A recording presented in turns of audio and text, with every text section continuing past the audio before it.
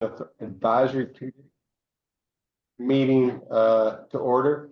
Would you please give us a roll call there? Here. Alon Lipinski, Tamara Banks, Jason Broughton, Ruby Bravo, Joe Guido, Here.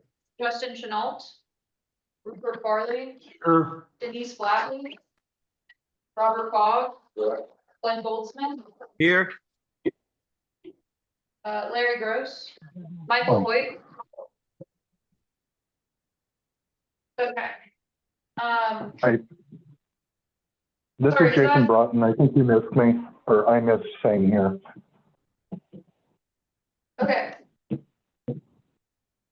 Cassandra Jagroup, Nicholas Kwatnowski, David McLaughlin, Present online. Ken Pope, James Powell, Matthew Rowe, Rodney Thomas, Alan Watkins, Here. Clinton Wells, Wilkinson. All right, and we have a forum, Chair. All right. Let's is there a motion for approval of the minutes from, or for the agenda tonight, actually? Let's start with that one. So Rupert, I approve the minutes, move to approval of the minutes. Second. All in favor? Aye. All right, any opposed? Aye. No abstentions? All right. Moving on to item number 4, public comment. Is there anyone from the public that would like to provide comments? My name is Brent Hunsinger. I'm the president of Rappahannock. Thanks for having me this evening. I have 2 things to speak on. First one was making sure everyone is aware that you all have the predicted routes or the options for where the different routes could go. Making sure that everyone understands that last night, the city council presented at a work session, and I can pass these out. I'm free to take those. Rezoning the areas where the bridge would go for a technical overlay district technology for 250 acres for data center campus. So obviously there's some miscommunication or something going on there. So I just wanted to make you all aware of that's happening. We're interested in figuring out where the disconnect is. But also, we also would like to comment on the fact that we are concerned and have received significant concern about the lack of a no build option on the survey that is online, in the form for the public comment that goes until January 3rd.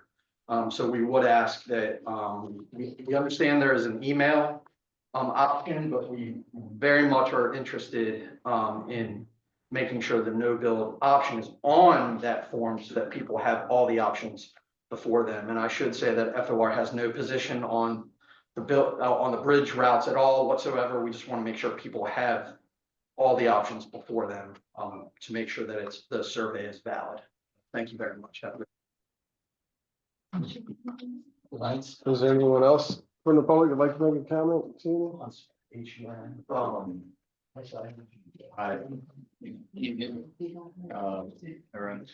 I've never been to one of those, so I apologize if I'm.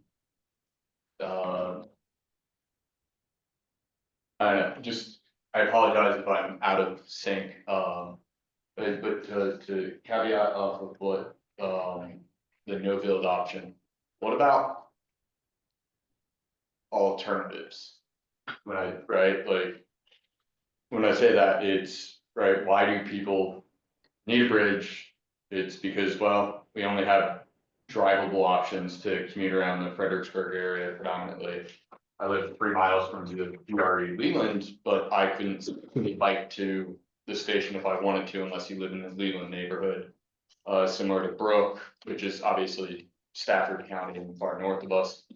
But right, when we think about the transportation options that are available to the public, and the predominant amount of our traffic, specifically in rush hour in the beginning of the morning. Lots of people are going north, but I haven't seen a lot of push for incentivizing the VRE, which would reduce traffic flow and things of that nature.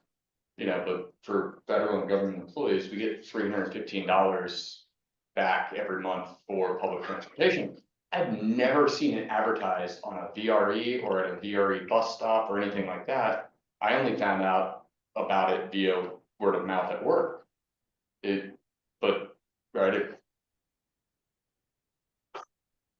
Right, like, people will use it if they know, and it's not our money, it's, I mean, yes, it's our taxpayers' money, but it's right, like, it's funded through the National Capital Region in DC. And for federal employees, not to become super nerdy, and I know we have a 3-minute timer. The joint travel regulations updated on February 29th of this year, specifying that in major metropolitan areas, mass transit's the preferred methodology of travel. So, right, so for all the government employees, contractors, military personnel, or anybody who travel and get reimbursed based off of that, those regulations, right?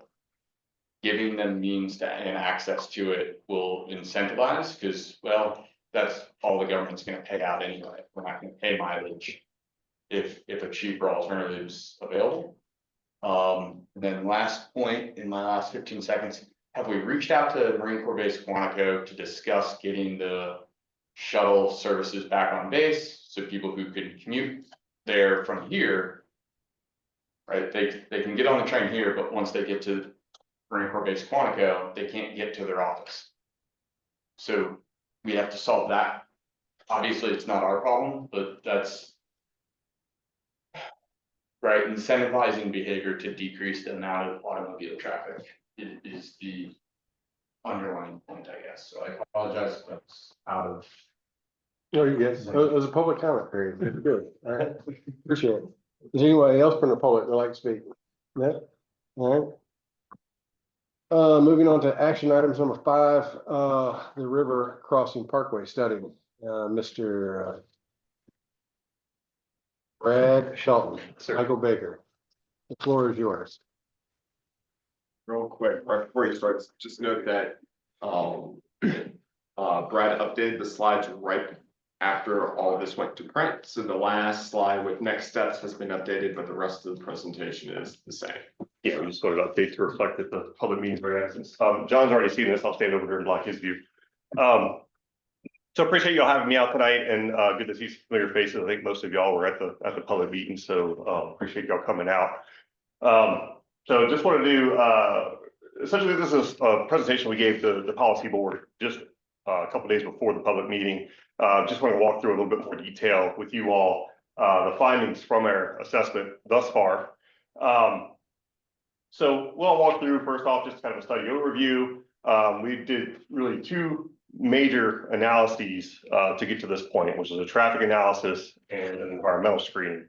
We also have cost estimates that we're going to share with you tonight. Those are not used in the screening, and I'll explain why when we get there. And then we'll land on what we're referring to as our consultant preferred options at this time. And we'll tell you a little bit why those are our consultant preferred options.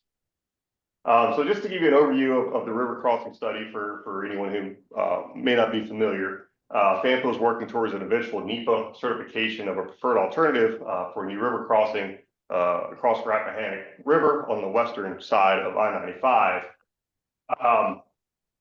Because they are looking to hopefully, if should alternative be advanced, they will hopefully be looking to go to NEPA. We're doing everything in accordance with the planning and environmental linkages process. So we are, so the idea is to streamline things.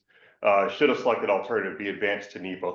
And that's not saying that one will be, just saying that if one should be, things will be streamlined at that stage. And you can see at the bottom kind of the steps that we've gone through and where we're at. We reviewed alignments from the previous studies. The map on the right are the alignments that were handed to us at the beginning of the study from FAMPO that was kind of where we started from. We identified a purpose and need, which was to establish a critical linkage for a grid network, especially to establish a north-south route on the western side of I-95 to be able to facilitate bicycle pedestrian movement across the river. in transit and also to better improve emergency response times across the river.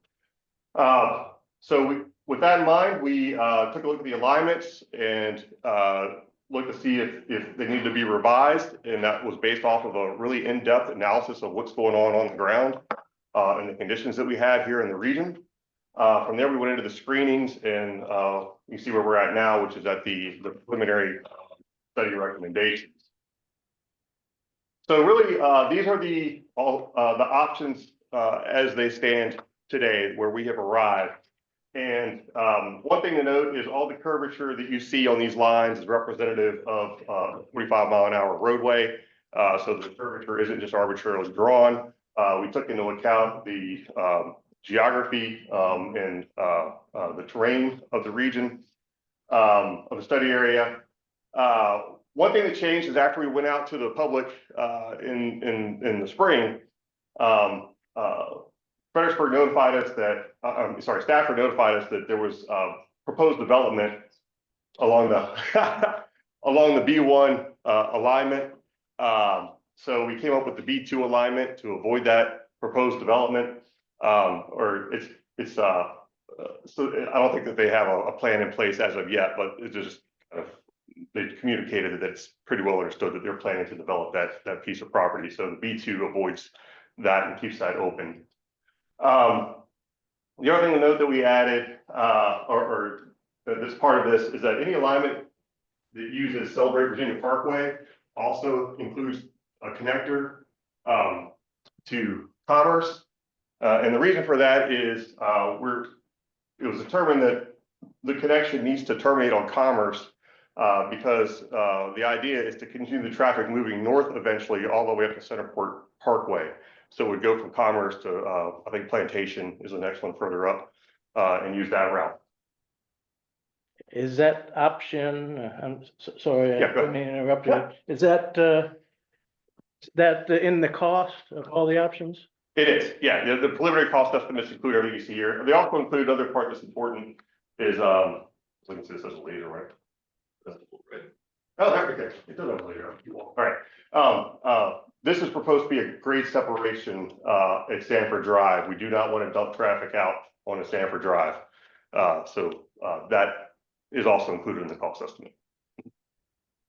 Question, can you go back to those Centerport Parkway comment? Yeah. What is that? Plantation connects all the way to Truslow and Enon, right, which crosses one just south of the Centerport Parkway. Just trying to think of what. So there would need to be a connection, an additional connection on the northern end to Centerport Parkway. But the idea is that you could, once that connection is in place, and you could come off at Centerport and come all the way down Plantation to Enon to Commerce to whichever crossing. Okay, so people would be getting off on the 133 exit at 17. Correct, right. Unless they desired that. Right, yeah. Yeah. Right. So I'll roll into the traffic analysis that we did. So we had the first time that we looked at was the regional travel demand model. The regional travel demand model is the same long range model that FAMPO uses when they're developing their long range transportation plan. It essentially anticipates traffic volumes out in future years. For air study, we used the year of 2050 for all our future year analysis. In addition, we conducted what's referred to as micro simulation, which is looking at a finer grain to see, okay, well, what can we expect the impacts to the intersections on the network to be with one of these alternatives in place. And that does use the outputs of the traffic demand model, so it's all using the same data. I got a note in here that we used the VISM model as a tool that we use, and it was done in accordance with this TOSAM 2.0, which is a VDOT guidebook. So we are in line with all the VDOT's procedures when doing this. We looked at future build scenarios for all the different crossing options, as well as a no build scenario. And then we'll keep moving here and we'll show you the outputs, with the intersection deficiencies. Oops. There we go. So, the first item I'll talk about is the results of the travel demand model analysis. And really what we wanted to do with the travel demand model is look and see, is there demand for a new river crossing? Does it first make any sense to, if we build a river crossing, would it even be used? Would we see it attracting traffic? And the answer is yes. We're seeing between 7,000 and 8,600 vehicles during the PM peak period would be attracted to a new river crossing. And you can see the different options, the different volume numbers in option A, B1, B2, C, and D. B1 and B2 have the same termini, so that's why they're not presented separately. So we see the B options with the highest attraction in these outputs. One thing to note is that the model showing that most of this would be passenger vehicle traffic. We're only showing about 1.5 to 2%. Of that traffic being truck traffic. The principal volume shifts that we would see with the new river crossing would be from US 1. So we see the most traffic coming from US 1 between US 17 and Route 3, and then the I-95 local lanes. So that's where we see the most impact. Any idea what that split would be between the reduction in Route 1 and 95? We have it in the model results. I don't have it off the top of my head, but we could get those and give them to John to share with y'all. Mm-hmm. Yeah. Can I ask one more Sure. thing too? I believe it was at the stakeholders meeting when you were using B2 as an example. You showed the full daily trips that would be across several of the bridges. Would that information be available too? Because yeah, we could get you the full. Yeah, because yeah. good to be able to see it for all the other options further down. Sure. Yeah, we can do that. Yeah, and so the micro simulation is done on, which I'm going to get into next, is done on PM peak. So we decided to show PM peak for everything, so it's to be apples to apples with all the data that we're showing. Because obviously, if you're looking at intersection during non-peak, it's not. So you really want to look at it during the worst times of the day.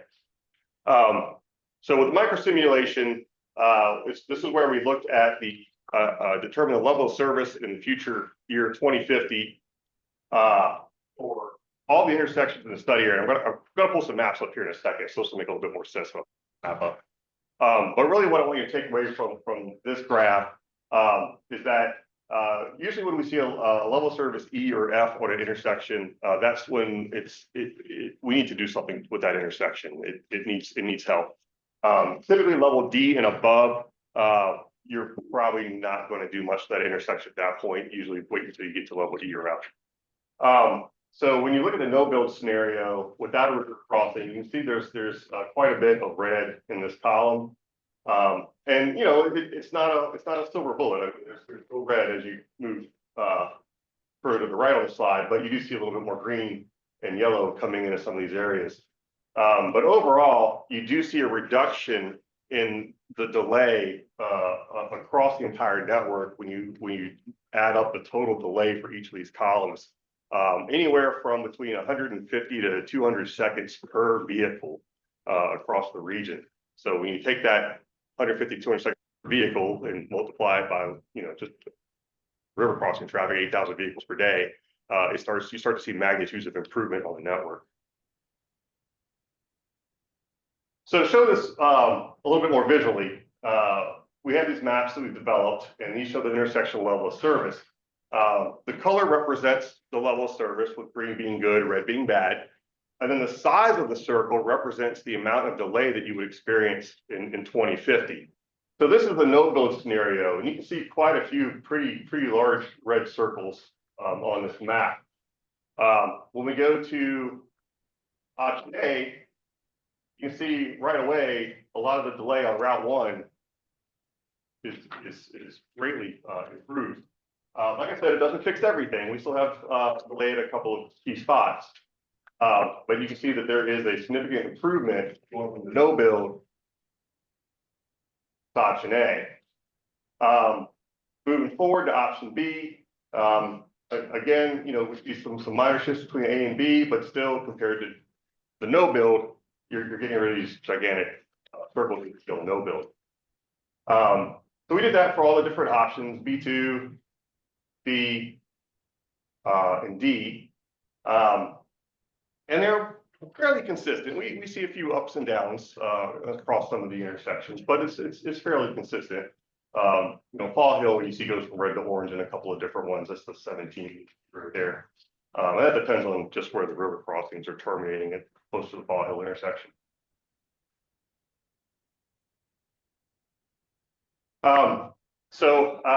Again, going back to mentioning that you know, we're really looking to the E's and the F's or the real trouble spots. If we do nothing, no build scenario, we have 6 intersections that are E or F.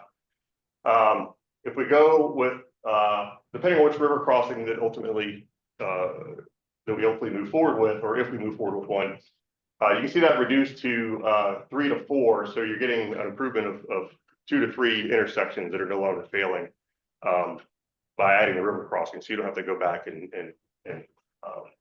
improve those intersections in the future.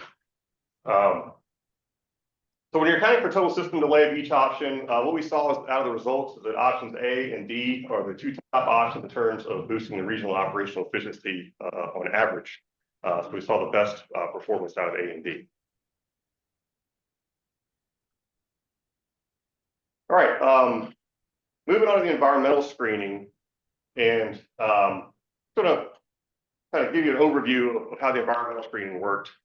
First off, we used a 250-foot wide study corridor for determining the environmental impacts. So that means we took a 250-foot wide corridor on the map, and anything that corridor touched, we considered an impact. That's not to say that the facility is going to be 250 feet. To do a 4-lane median divided facility with a shared use trail, we're looking at needing about 100 feet of right of way. So even though we use 250 feet for the analysis, we're only actually going to need 100 feet for the actual facility. So what that means is we will have the ability in the design phase that if there are impacts within that 250-foot corridor, there is the ability in the design phase to shift the corridor to the right or the left as needed to try to minimize those impacts and what's called avoidance. So to do the screening, we used what NEPA refers to as secondary data sources. That just means we use data from federal, state, and local sources. So these are recognized data sources, Department of Historic Resources, Department of Environmental Quality. The impacts are separated into high, medium, low by segment, with green being favorable, the kind of yellow color being moderate impact, and the red being the highest impact or less favorable. So when we look at our results, we have them color coded here, and I know there's a lot going on in this slide. In case you can't read it, we go option A, B1, B2, C, D, and no build. Obviously, the no build is got the most green because we're not building anything, right? So that has the least impact from an environmental standpoint. The next best, the option with the next most favorable environmental assessment is option A. You can see we're highest on impact to conservation easements, highest on impact to Rappahannock Preservation Area, highest on impact to wetlands, and on improved development and historic sites as well. It does have some commercial properties that it impacts, so that gave it a little bit of a drawback there. The one that scored the worst was option D, and you can just see there's all kinds of red in the option D category. And the one that really stands out is we have 63 properties that have residences on them that would be impacted by option D. So option D scored the lowest in the environmental assessment. So to kind of summarize, we determined that first off, you know, we need to make sure that all the options support the purpose and need that we established, and they do. All options attract significant demand and reduce study area delay, as we talked about in the traffic analysis. Options A and D provide the greatest reduction in delay. From the first round of public comments, options A and B1 and B2 received the most community support when we went out in the spring. Option D had the least community support when we went out in the spring. Option A has the most favorable environmental screening results after the no build, and option D was the least favorable from the environmental standpoint. I have a Sure. question, and this, you may be getting to this later. Is there any, you talk about the difference between B1 and B2 because of the zoning that Stafford was proposing along the B2 corridor, I believe. Mhm. Is there any significant difference between the type of zoning for mixed use, residential, commercial, school demands, and that would differ from these routes? Because I'm guessing if we have a massive influx of residential, you know, that's gonna be Stafford's, what, 7th high school? Mm. You know, 6. 6th, yeah, Coming because up. we're on number 5. We're building number 6 right Yeah. now. So, yeah, it could be in theory. Yeah, so Right, like, what is the, you know, because we're not gonna build the road and not have stuff on it. yeah, so I think 2 points there. You know, the first is the travel demand model uses land use forecasts that are developed by and approved by the Fredericksburg Area NPO policy board. Staff and the policy board work together to approve those. So those really are providing an outlook on what the future growth in this region is anticipated to be. Like I said, those are approved by the policy board. So they've got buy-in from the elected officials here in the region. So that's what we use. So we didn't go out and assume that this area is going to develop this way, this area is going to develop the other way. We used the data that was provided to us by the Fredericksburg Area NPO. So that's where we got all the data that went in that 2050 model. The other thing is that we did look, we worked with, we have a stakeholder committee that has representatives from Stafford and Fredericksburg on the committee. And they shared with us every approved site plan that they have in this area. So we actually took them, we plotted them on the maps, we overlaid them. Actually, our alignments that we came up with account for reducing the impact on not only existing development, but proposed development as well. Now, that's not to say that, as we heard earlier, things are still happening. But everything that we were aware of, you know, through this process, we've mapped and done our best to avoid. Okay, so.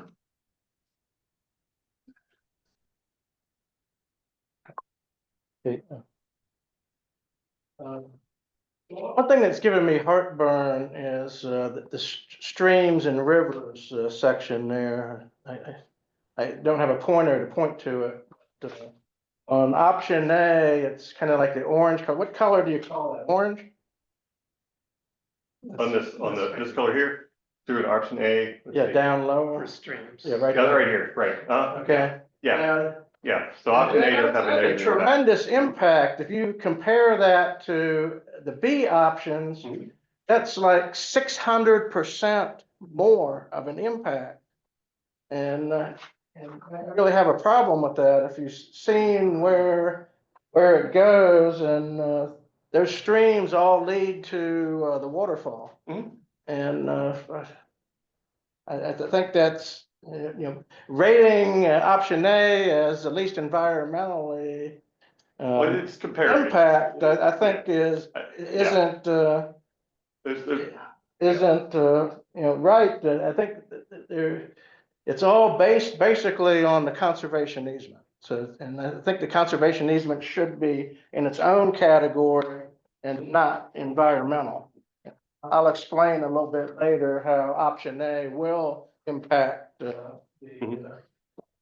conservation easement. Yeah, there's no option here that has no impact. I mean, that's the truth. I mean, there's impacts from all of these. Absolutely. Right, is there any?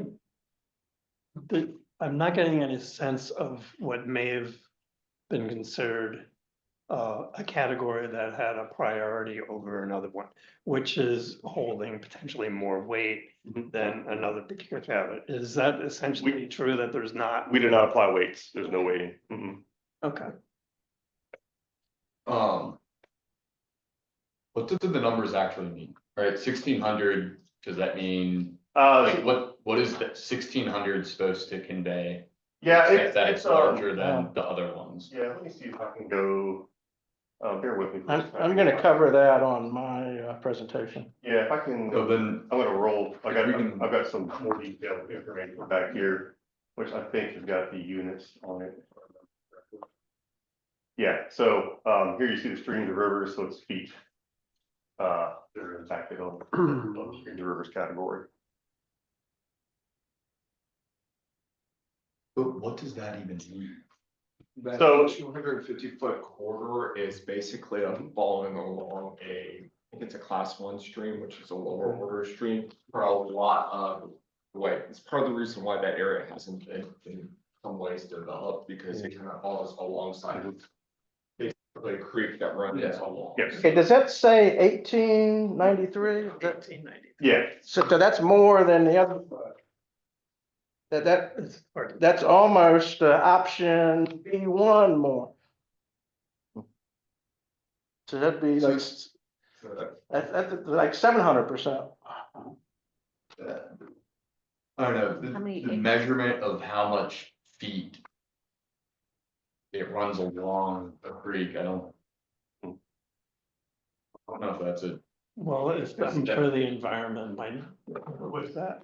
There's 43,000 Well, it's- square feet in an acre, so that's 1,600 square feet. But then of the wetlands, it's 4.41 acres, 43,560 square feet make an acre. yeah, no, I understand that, but So you're saying that Point. 1,600 feet is within that 250-foot corridor? correct, yes, It's within that, correct. but you can adjust it so that it's not gonna actually be touching it. To reduce, I can't say for now that we can completely avoid it. I can't make that statement. It But- will but have to there's- cross at least Yeah. one point in time. Yeah. so- Yeah. But there's room there to make adjustments to minimize the impact. in the way the road is, right, designed to be built and the way we do water mitigation, right, can decrease the actual Mhm.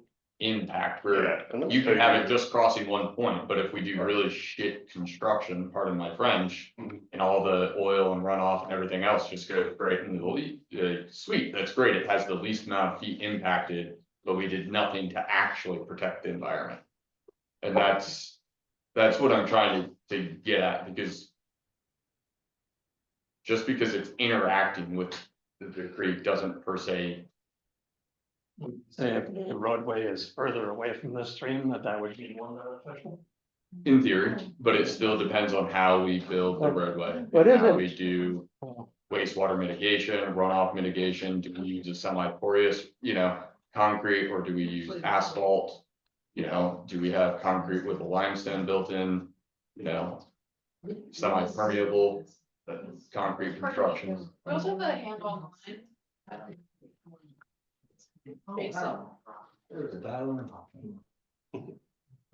Jason, Jason? But it wasn't approved. Yeah, hi, thank you. So I was just curious, we're looking at the environmental impact on this. And it's showing the streams, rivers, and obviously there's going to be soil issues and whatnot. But I'm curious if there is a reflection of the overall offset from the lack of idling traffic that factors into overall net environmental impact, depending on the option that you're going for. I mean, obviously, no build is going to have value X, but once we start looking at options A through D, what does that reduction of overall traffic do within the service area, in the aggregate as far as environmental impact goes? And forgive me, it's been a while since I've studied NEPA, but is that something that the NEPA assessment also factors in once we get there?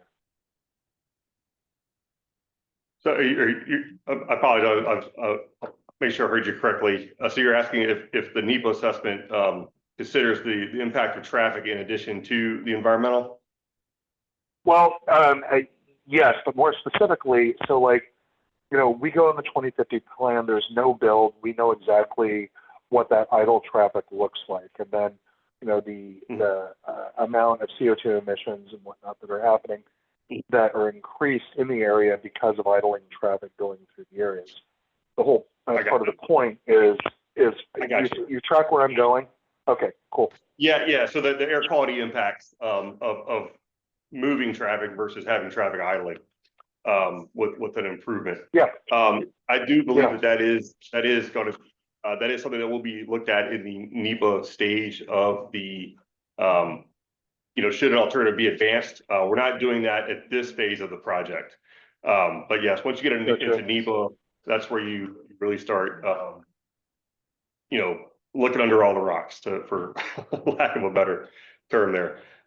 So in addition to looking at air quality impacts, it's also when you see boots on the ground actually going out in the field and taking samples, things of that nature. Yep, so it'll be, but yes. So right now, I mean, we're looking at a limited scope of environmental impact. It's going to be, when. Yeah, this is a desktop. Correct. This is a desktop review at this stage. Correct. So we're just using off-the-shelf data provided by resource agents. Roger that. Thank you. Yep.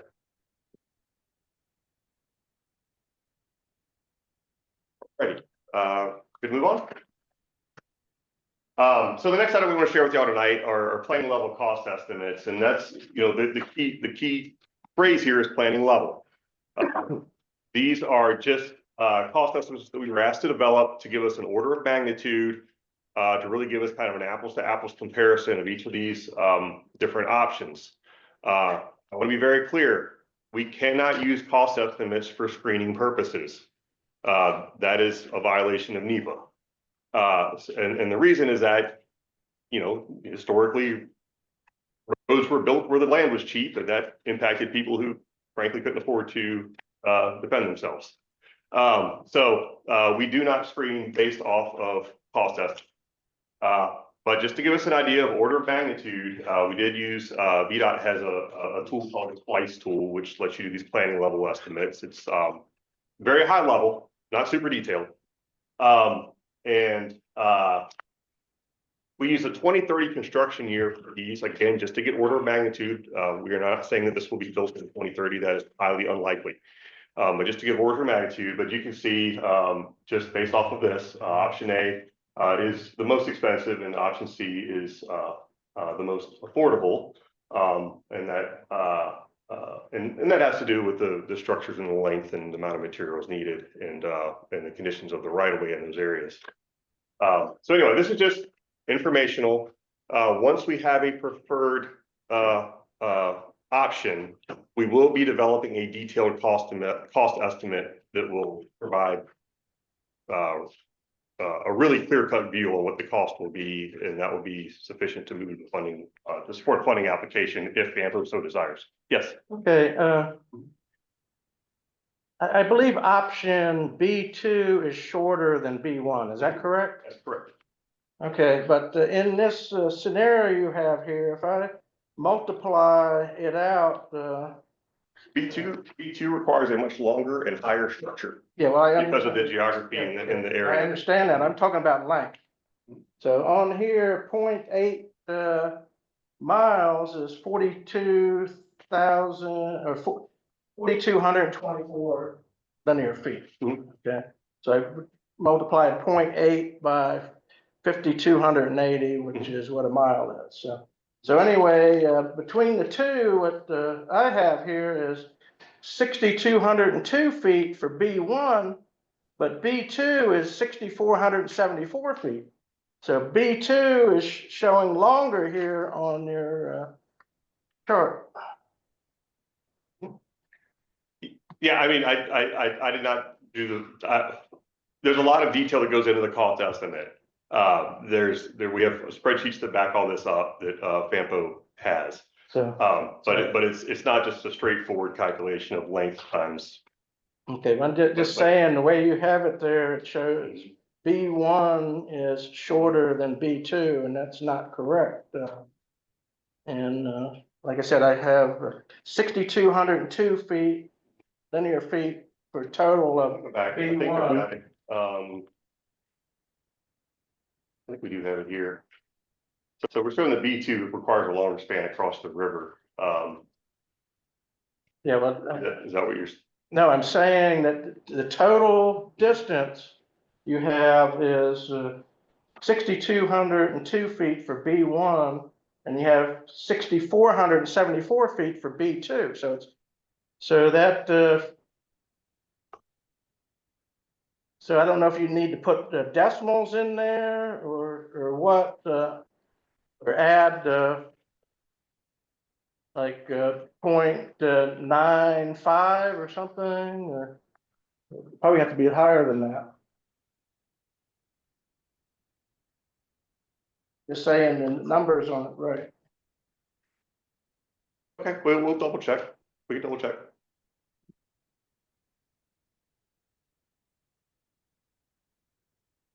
All right. So based off the information, the analysis that we've developed so far, FAMPO asked us to provide their recommendation on two alternatives or two options that we see as kind of being front runners at this time based off the information we have. You know, so again, we took into account the environmental screening, public support, travel demand, and intersection delay that we had thus far.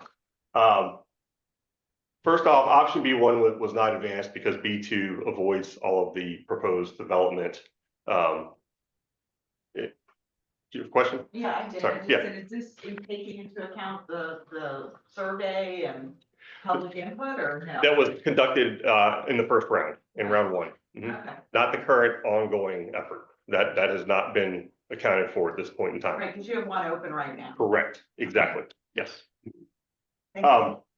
Yeah, so as I mentioned, option B was not advanced because B2 avoids the proposed development. They use the same termini. So it doesn't really make a lot of sense to explore B1 too much further. You know, they both have such similar benefits. So what we're seeing is based off just our data. So we're seeing that option A provides a high reduction in intersection delay within the study area, has the most environmental screening results next to no build, and had a high level of public support in the first round of public input.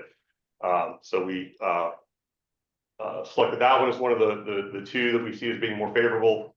And then the other is option C. It provides the next best reduction in intersection delay within the study area. Also has favorable environmental screening results, so not as favorable as option A. But one thing that's really key with option C versus the B options is it has a reduced impact on the Rappahannock preservation area, whereas the B options really bisect the preservation area and have a high impact there. You know, big caveat, we don't have a preferred option at this point in time. We want to hear from the public, and we are hearing from the public. We had turnout at the public meeting, and we're continuing to get feedback from the online submittals and the emails that are coming in as we speak. And just a reminder what options A and C are. A is the one that's furthest east, and then C is the one down here. So where we're at this point, we presented all this information at the public meeting that was held on the 20th over the ballpark. The online survey is open until January 3rd, available at the website you see there. So please encourage anyone you know to complete the survey. There's no such thing as bad input. We welcome any and all input. Once the survey has closed, we're going to review the results to see really what the public thinks, and we're going to use that to help make a determination of what we're going to refer to as a consultant preferred option. One thing that's important to note, the results of the traffic analysis and environmental analysis will continue to be part of the consideration. You know, we're not just simply going to advance an option because it received more votes than every other option. But we are reading every comment we get. We are really taking into account what we're receiving. But to be in line with that PEL process, we do need to make sure that we're also accounting for the environmental and the traffic data as part of our decision-making process. Consultant preferred option will be presented to the FAMPO board in early 2025. Right now we're thinking February, but I don't want to commit yet until we know what comes out of the results of the public survey. And once we have a preferred, what we're referring to as a consultant option, because it really is, it's the option out of our report. It's not FAMPO's preferred option until they adopt it. And they don't have to adopt it. That's up to them. But what comes out of the study, we're going to refer to as the consultant preferred option. Once we have that, we will develop a detailed sketch and cost estimate for that preferred option that will then provide the FAMPO. And then if they do decide to endorse an alternative and move it forward, they've got the information they need to move into a funding application. So that's, I'll pause for questions. Any additional questions at this time? Yes, sir. Yeah, I could have said this already. If so, I apologize, but my hearing is in bad shape and the closed captions are down tonight. Oh, I'm sorry. But the traffic projections that you used, that include the extra induced traffic that this project will cause? Yeah, so yeah, when we run the model, it does account for induced traffic. It does. And that's part of the reason why we use that travel demand model, because it pulls from a large region, and it's able to show you where additional traffic might come from based off of the future land use projection in the region. So yes, it does. Other question on the traffic model. So, right, in Washington DC, they're expanding the Long Bridge across the Anacostia? Yeah, or Potomac. No, Potomac's still left, yeah. Right, yeah. Over the Potomac, we just completed the VRE expansion and pedestrian crossing over at Quantico. I know that they're looking to build out more shuttle capacity and services between the VRE station near Fort Belvoir and the dual tracks, one for industrial and commercial rail versus VRE and transportation rail. Are those all part of the model as those developments come online to provide better support and quicker mass transportation and some of the expansion plans that whatever DC Metro is called, whatever they're called, because I mean they have as crazy ideas as taking the easy pass all the way to Richmond and taking the train all the way to Richmond. I think one of those is absolutely ridiculous. Yeah, so possibly multiple of those, but so the travel demand model is regional. It's based off the Fredericksburg area and PO region. So it includes all the projects, existing and committed projects in the region. So those are the projects that are identified in FAMPO's long-range transportation plan. So it accounts for those. So things that are happening outside of the region are really beyond the reach of the model. However, what we are showing, or what we're seeing in our results, is that the greatest impact of a new river crossing is on local travel. Like we saw it on the slide I showed you, the biggest draw we're seeing is from Route 1 and from the I-95 local lanes. The I-95 through lanes, they're going to do what they're going to do. Yeah. So these things that are impacting outside of the region, these projects outside of the region, they're going to impact I-95 much more so than what we're seeing on our local roads. But we're seeing with the river crossing in the model is that it shows the strongest benefit on the local facilities. Okay, long story short, yes, a lot of those improvements are kind of baked in the model for transit upgrades, and we do track external to external trips within our network model. So through traffic is called. Yeah, because majority of that traffic's I have some questions. Can you take questions from the people at home? Sure. Station. Yes, sure. I think we have heard Ian, and I think someone else on the phone. Questions from the public.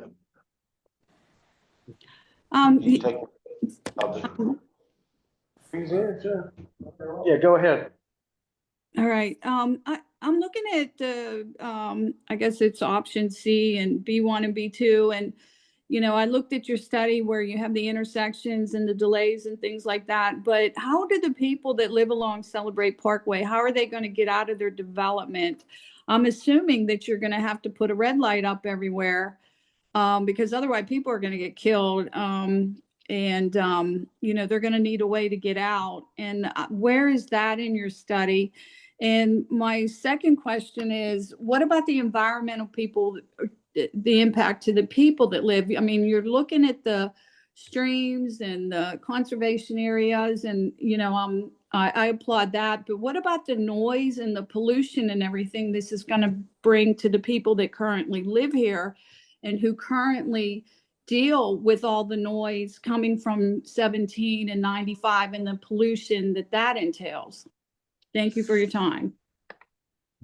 Sure. Yeah. So as far as the intersection treatments, you know, any of these options, when they get to the design stage, that's where that would come in. So we're just strictly looking at alignments at this point in time. We're not getting down to the design, which would handle the actual operations of the facilities. But you're correct. I mean, there would need to be additional intersection treatments. Most likely should an alternative be selected on Celebrate Virginia Parkway, especially with the realignment to Commerce. So that would happen at a later phase. So it's not to say that it's being omitted. It just hasn't happened yet, and that won't happen until a preferred option has been selected. There are other mitigation items that could be considered as part of that design effort, such as sound walls. I can't commit or promise that that would happen, but that's certainly something that could be considered. But that's where that all would come into play, is during the design phase of the study, when things get into what we refer to as preliminary engineering. That actually happens after NEPA, so that's still quite a ways away. But if you're talking about the flow of traffic, you're already putting numbers out there on how this is going to ease things, but then you're going to put all these roadblocks and red lights up after the fact, after you pick something. And I feel like you're missing something if you don't study that now. Well, the microsimulation model that we use does optimize the intersections. It doesn't tell us how they're going to be optimized. And that's, again, that would happen at a later phase, but it does account for the traffic flow, and it says that, you know, if you were able to optimize it, this is what you would get. And that's just built into the microsimulation models. So that's where we're at this point. As I said, a detailed look would occur at a later phase. Okay, thank you for, I hope you do take that into consideration, because you know, when you look at like Greenback Road, you're like, there's 63 homes there that are impacted. Well, on Celebrate Parkway, we have a brand new townhome community going in, and we have 1,100 homes in the Celebrate Virginia community. And so, you know, it just seems like you're kind of ignoring the fact that you're going to come barreling down with all this traffic right through a development where you have a lot of seniors living who don't drive very well, by the way. If you look at the roundabout intersection, there's a lot of accidents that have occurred there. I don't know what's going to happen to the roundabout. I don't know. Are we going to have that ripped out and go back to having crashes there all the time? I'm not really sure, but I think these are very key, important things. And I think, you know, you're saying right now you can't put up sound barriers and things like that. And even if you do, they're going to be ugly, and it's going to have a very negative impact on the communities around here. And I hope you consider that. You're putting a lot of weight on the rest of the county's survey, and they're valuing, you know, of course everybody wants it. They want to get to Central Park because they want to go shopping, but you're dumping all this traffic down there so they can sit at red lights in Central Park. I just don't think it's a really well thought out plan, especially considering the amount of money that it's going to cost. Okay, Chairperson, questions for Brad? Can I get you to go back to the level of service?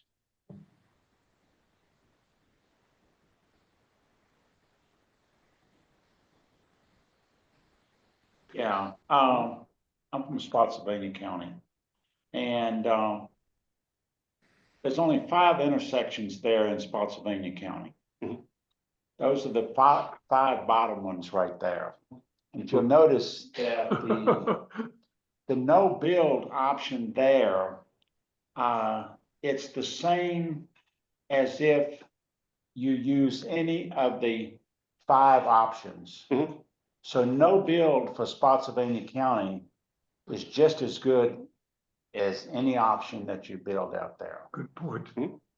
Well, right, Us, yeah. we just assume you not do anything.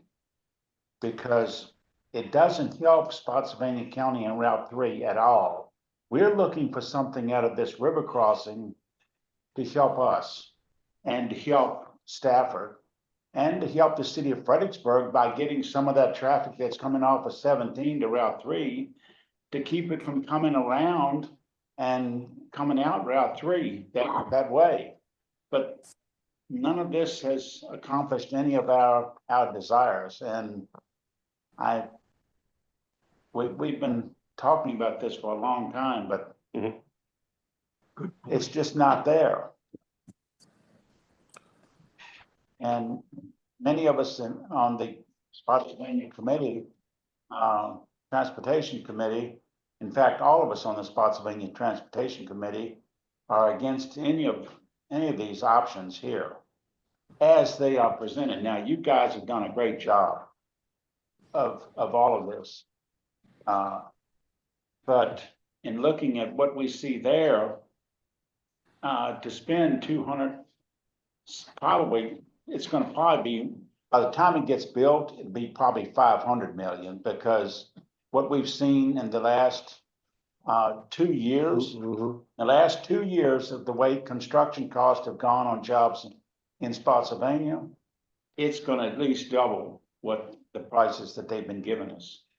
But if it doesn't, even so, 200 to 300 million on what your costs are there is a lot of money, and then it doesn't help us one bit out there on that. Yeah, and. Chairperson, please, if I could comment at this point. So 3 things. Firstly, in terms of the rail upgrades that were mentioned earlier, the travel demand model for the FAMPO region covers the FAMPO region. The infrastructure that is built elsewhere is not included in the regional travel demand model that VDOT runs for the FAMPO region. However, what I did ask them to include, and which is included in the model, is the increased number of trains that will come down the line in our region as a result of those infrastructure upgrades. So the infrastructure upgrades don't affect our region, but the number of trains that are going to run on the line as a result of the infrastructure upgrades are already built into this model because I got them to include it in the model. So the model already has built into it the extra trains that Amtrak is going to run and the extra 40% extra trains that VRE is going to run by the year 2030. They're already built into the model, so they're accounted for in the traffic problem. However, when you look at the 2050 projection into the future, that's not enough. Even with those extra trains, the congestion in the Fredericksburg region becomes severe by 2050, really severe. In terms of the comments about the impacts to local communities, you can't build any transportation infrastructure, even widening an existing road anywhere without having some impact. That is just life. That is the way that things happen. If you build another lane onto a road, there is some other impact. Hopefully the impacts are good. In this particular case, what you can't see in the presentation, because you can't, the consultant can't show you everything in a presentation. We would need to have 3 days of presentations. What you can't see is that when you look at this slide that's up on the screen now, you're only seeing the improvements at a particular intersection. Now, traffic behavior at an intersection is a combination of multiple things. First of all, it's a combination of the number of cars, the number of vehicles, and then it's a function of what we call the intersection geometry, which is the number of lanes at the intersection, the way the traffic signals work to give you X number of seconds to turn left and X number of seconds to turn right and all of that. What you're not seeing on this slide is the reduction in the traffic on Route 3. So to my colleague and friend from Spotsylvania, you're only seeing the behavior of the traffic lights at that intersection when you look at this node change on those bottom 5 lines. What you're not seeing is that the traffic reduces between I-95 and Bragg Road on Route 3, because this only shows you the intersection behavior. If we could show you the reduction in cars and trucks, there is a reduction in cars and trucks on the first section of Route 3, which shows a significant improvement. But in order to get the improvement at the traffic signals, you have to change the traffic signals. And that requires a local engineering effort at that particular intersection. So Central Park and Carl D. Silva, that intersection will have to be re-engineered. Probably the traffic lights will have to change the length of time for each leg. We might have to add a turning lane, etc. So those bottom 5 intersections, you're not seeing on this slide an intersection at those, an improvement at those intersections. But what you're not seeing is that there's a significant improvement in the number of vehicles. The difficult spot is between Bragg Road and Salem Church Road in Spotsylvania. But we have a solution for that section. And the solution is the other project, which the consultant that's standing in front of you has already run for us in the travel demand model. And they presented to the policy committee what would happen if we also built the Harrison Road interchange onto I-95. And what that does is that it solves the last remaining problem, which is the traffic on Route 3 between Bragg Road and Carl D. Silva. And we can solve that with the Harrison Road interchange. But no one project will solve all of the problems. And people often talk as if they think one project is going to solve all the problems. It can't. This project is going to solve the traffic on US 17. It's going to solve traffic to a degree on US 1. It's going to solve some of the traffic on the first section of Route 3 from I-95 to Carl D. Silva and probably to Bragg Road. It will reduce the traffic on Fall Hill Avenue and the traffic on, I forget the name of the other street, Hospital Boulevard, the traffic will go down. So you solve a whole bunch of traffic problems.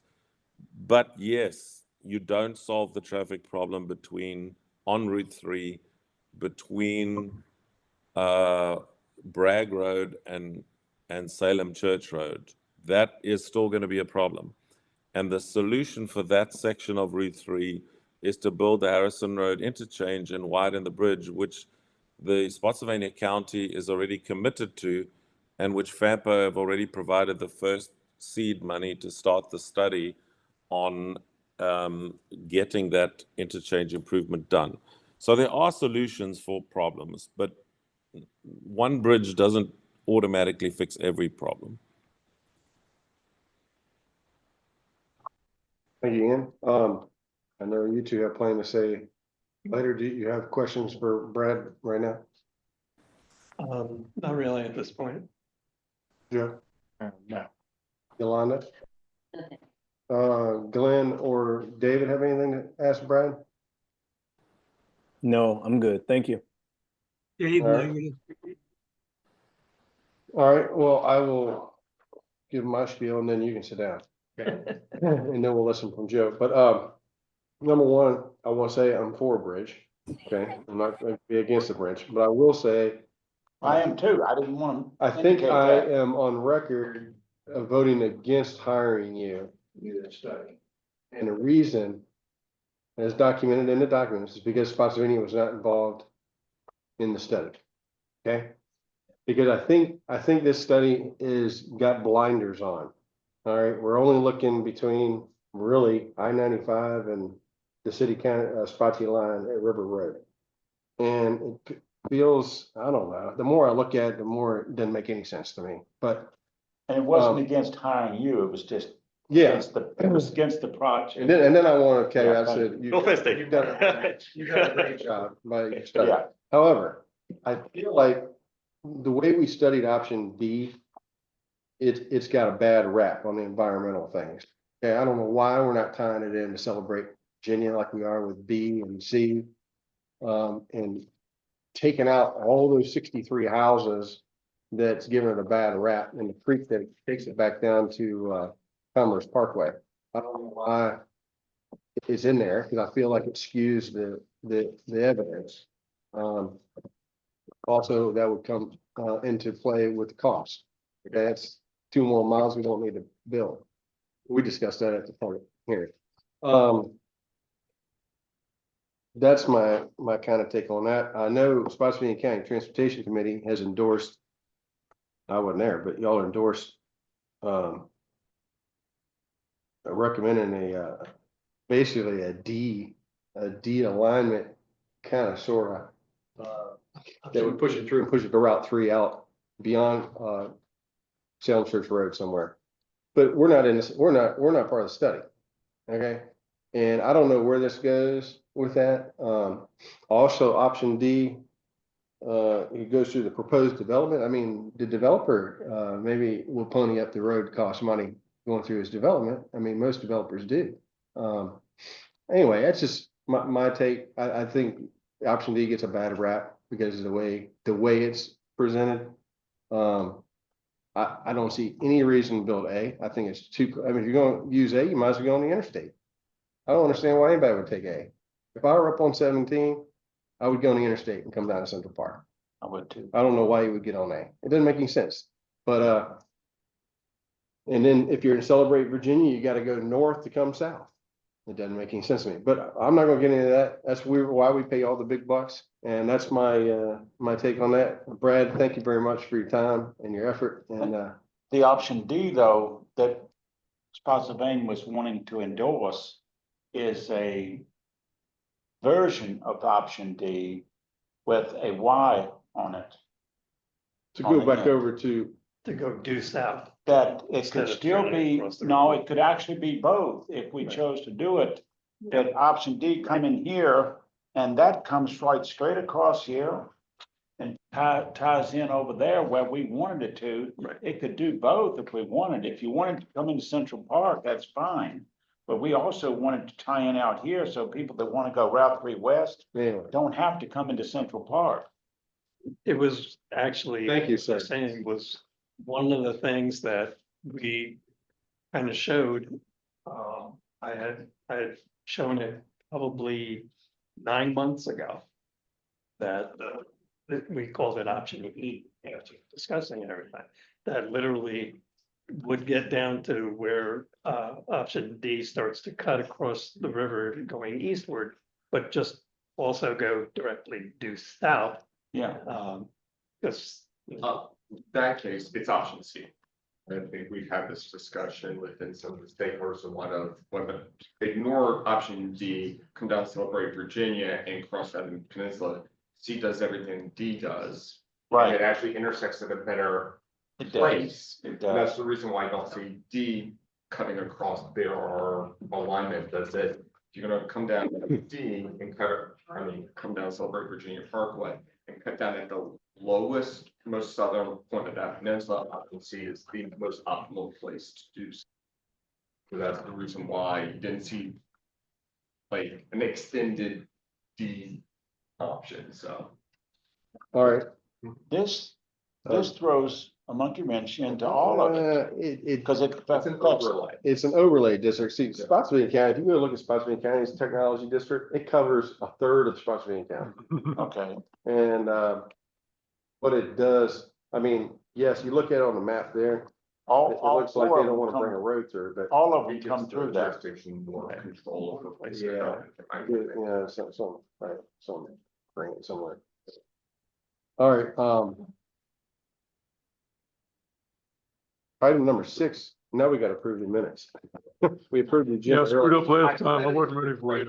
No. Yeah, this is, I approve of, I move to move approval of the November minutes. A second to approve the minutes. I'll second. Yolanda seconds, all in favor? Uh, Aye. Opposed? Aye. Motion passes. Thank you, Brad. All right, we'll have a member reports. Joe, you're up first. River Crossing. Okay.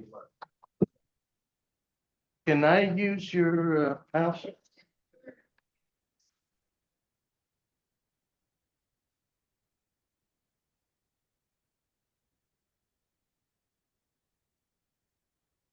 Yeah, I kind of covered this a little earlier. I don't know how the mouse works on now.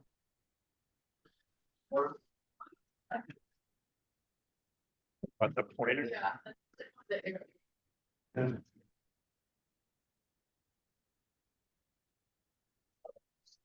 All right, anyway, if you look at option A, the orange area there, it has a high impact on streams. It's the highest impact of all the options. If you look at the screen earlier, we showed a different number of over 1,800 linear feet of stream.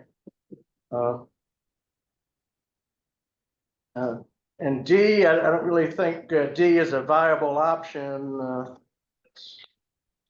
On here, I think it should be taken off. Okay. All right, this is option A, and this is the lower part of option A between Sanford Drive and the Rappahannock River. This isn't the color that I put in my PowerPoint, but it's harder to see now. But you can see option A crosses a number of streams, and in the lower portion, that's going to be a bridge area that crosses that stream. So it's not going to really have a direct impact on the stream except the footings of the bridge. But when you go up where it says George Washington in that area, then that's going to start crossing streams.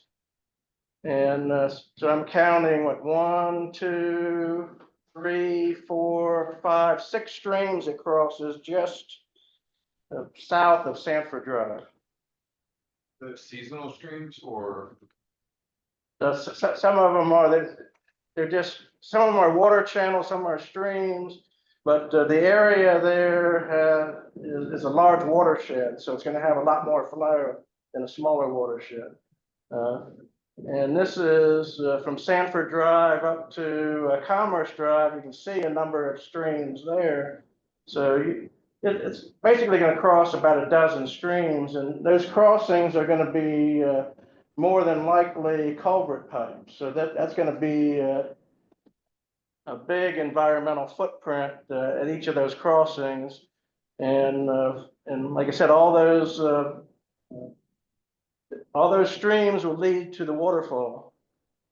Okay, this is the GDP of the Belmont project that was approved in July, and as you can see, if the areas I have marked in red there between there, that's RPA.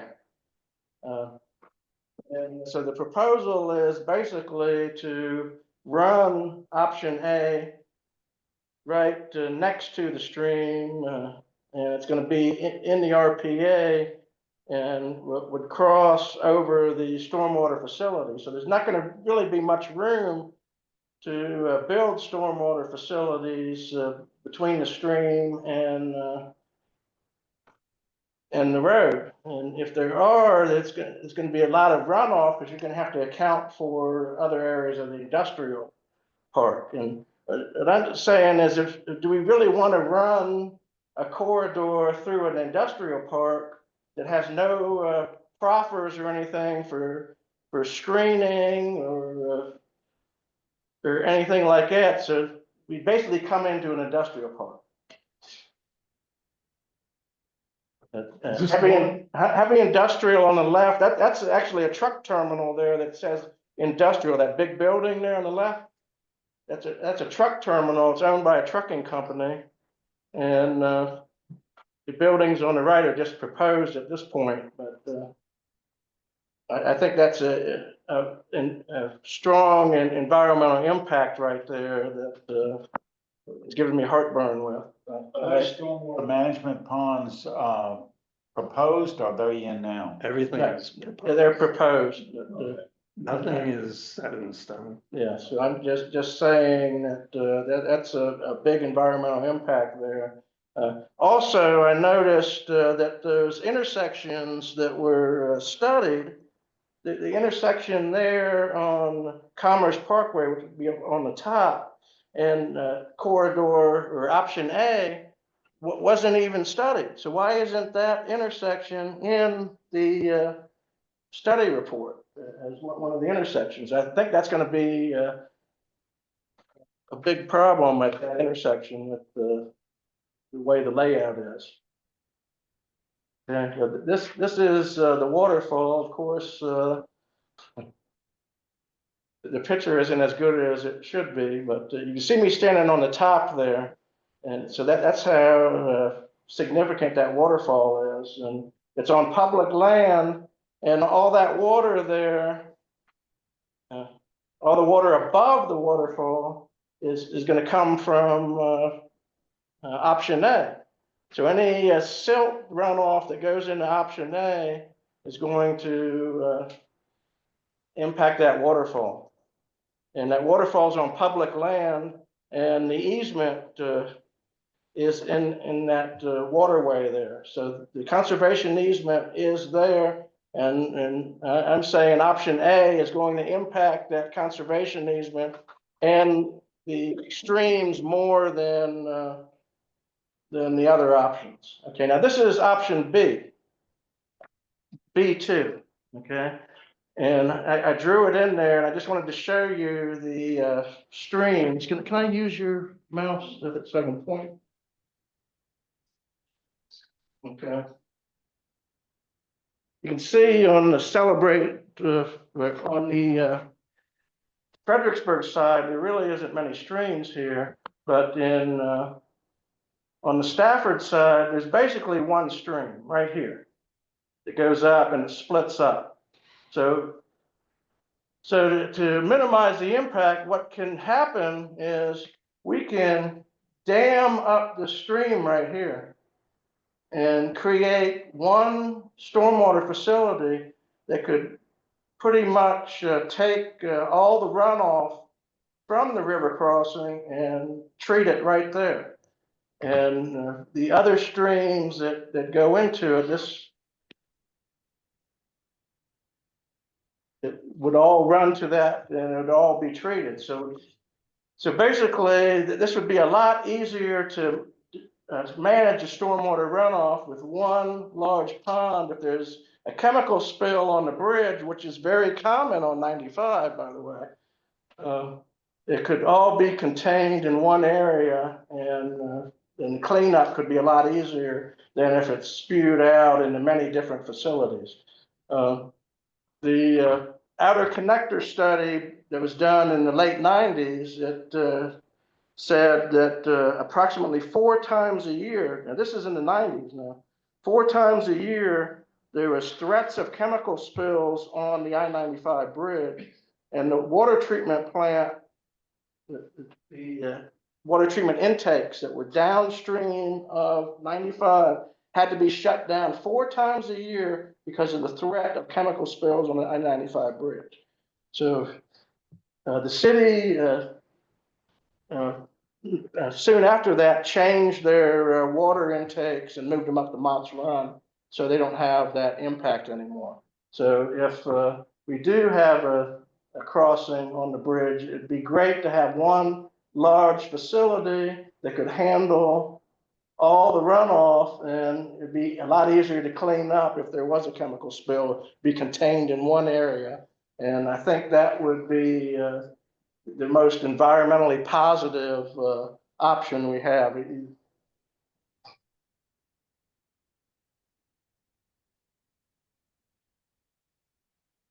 Okay, yeah, this basically shows the conservation easement area right in here.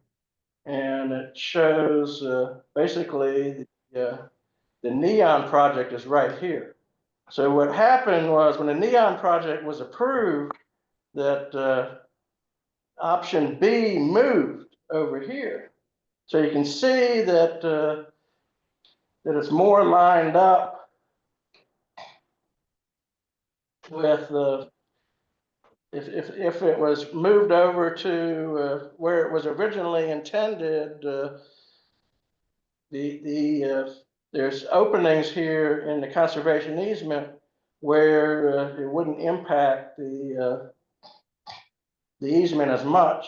And this area here is on a slope too, so that's going to be more of an impact. So if there was a way to, work with Silver and to move this over to this area where the easement is shown, I mean, where there's no easement right here in this section and here, that it would be a lot less impact on the easement. Plus, it would probably cost, many millions of dollars less. So it's my philosophy is it's better to spend 10 or 20 million more if you can save 20 or 40 million.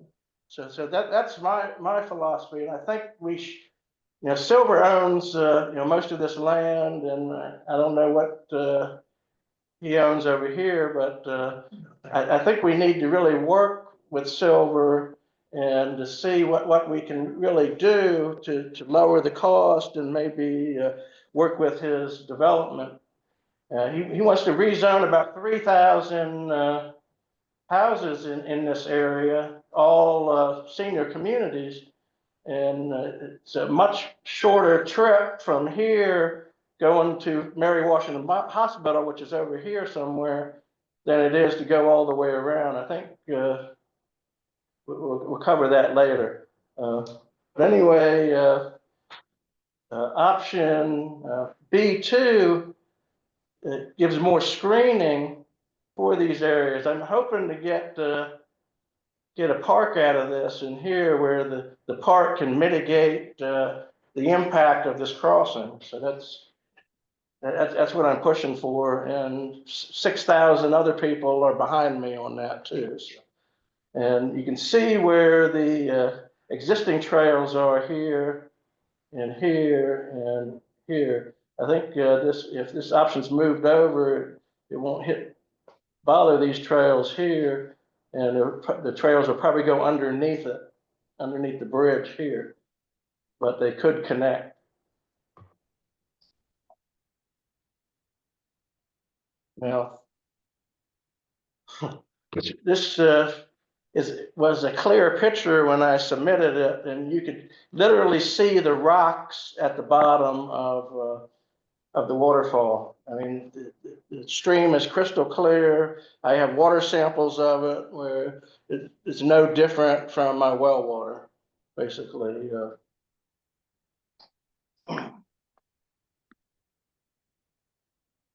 And that's pretty much it in my presentation. I'll turn it over to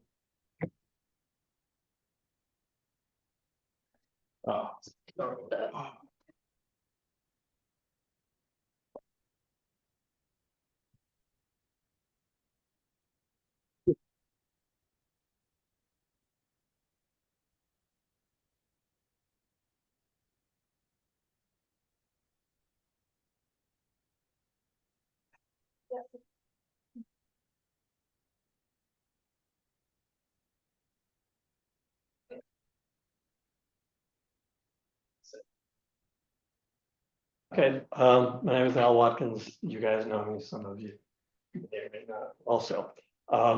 This was originally part of the presentation that was done in October before this body but I wanted to go over it. Because there were certain things that were included that still seem not to have filtered down, or things that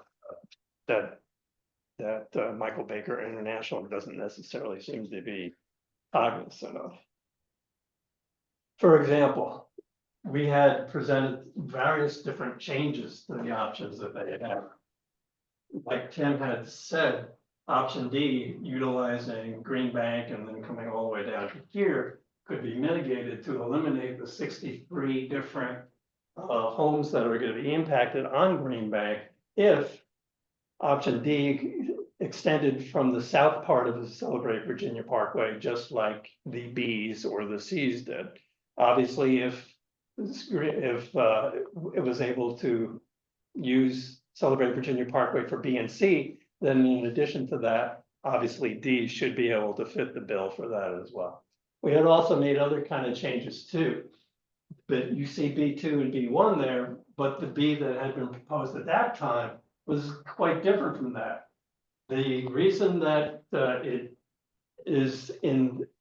was made to be more perpendicular and also to stay away from the preservation area that is in this, excuse me, this particular area as well. So by going perpendicular, it's a shorter bridge, less expensive, avoids the pitfalls of going over a wetland in that lower region as well. So that was, again, part of what I know I sent everyone on this committee a huge amount of information. I'm trying to breeze through this as quickly as I possibly can so that we can actually talk about things. But if you have anything that you want to interject at any time, please just jump right in. Okay. It avoids the villas at Celebrate and also avoids the Neon project down there as well. So. Okay, and the northern end, it was a little bit different as well. Option A essentially winds up being different because option A originally has been pushed further to the east so that it was going to stay away from some of the, the other things that were going to be in avoidance later on. Okay. This basically is showing that the extension that was going to take place from Commerce Parkway going up to option D for where it crosses Celebrate Virginia Parkway. As it turns out right now, this is when I had introduced the Steubenville. It was lot 44W5E. That a subsidiary of the Silver Corporation has now completely cleared. There's not a single tree on there, and that was proposed for a industrial park, a smaller industrial park that has never ever been had any kind of a site plan or any other information. It's just one of the methods that the Silver Company continues to kind of throw roadblocks in the way. Okay. For bikes and pedestrians. Again, this is a little bit darker than I had hoped for, but the close proximity of the option A bridge to the I-95 bridge, and I'll get into that a little bit later. Again, from this viewpoint, that's essentially what it would wind up looking like. For pedestrians, if you can imagine, if you are jogging across the bridge and it has a pedestrian allocation for it or a bike's lane, where would you better have the bridge if you want to take advantage of the view and so forth? If you were using bridge B, C, or D, you can have the opportunity to look in two different directions. You can look to your left or you can look to the right and you're going to see a pretty decent looking river. If you're on option A and you're traveling across the bridge and jogging, well, you're going to be able to look to your left and see the river. If you look to the right, you see the I-95 bridge. And in addition to that, you would wind up having the noise impact from being close to the I-95 bridge if you're using option A in that particular situation. There was always a lot of question whether or not Celebrate Parkway could be a viable roadway if it could be utilized for any of the bridges. Well, according to the agent for the Silver Company, when he was trying to do a addition, basically where the villas at Celebrate is going right now, they wanted to change the proffers, so they actually had to go before the Planning Commission. At that point in time, that gentleman indicated that there were currently around 7,000 vehicles who were using Celebrate Virginia Parkway. But in 2003, when it was built, it was meant to handle over 66,000 vehicles. Now, recently, Came through that, there are about 40,000 vehicles that would be using option B1, B2, or C by using Celebrate Virginia Parkway. Well, that would wind up being 7,000 vehicles plus 39,000 vehicles, 46,000 vehicles, still literally 20,000 vehicles less than what the roadway was capable of handling. I talked a little bit, and Dr. Wright enlightened me a little bit more, but one of the things that was in the comprehensive plan for the city of Fredericksburg was a park that was near the Quarry Lake, which essentially would be in this instance, which again would be very, very close to where the option A bridge and parkway would lie. Okay, this was just meant to show regarding the easements. The easements extend all the way north and south. However, as soon as they get to the England Run stream, their easements end. There are no easements at all, no co-held easements by all the different organizations that are east of the bridge or approaching the Quarry Lake, which is one of the reasons that we've heard that environmentally, because there are no easements, that option A is considered by the study that was done to be more viable than in that particular category. And that's it for that one.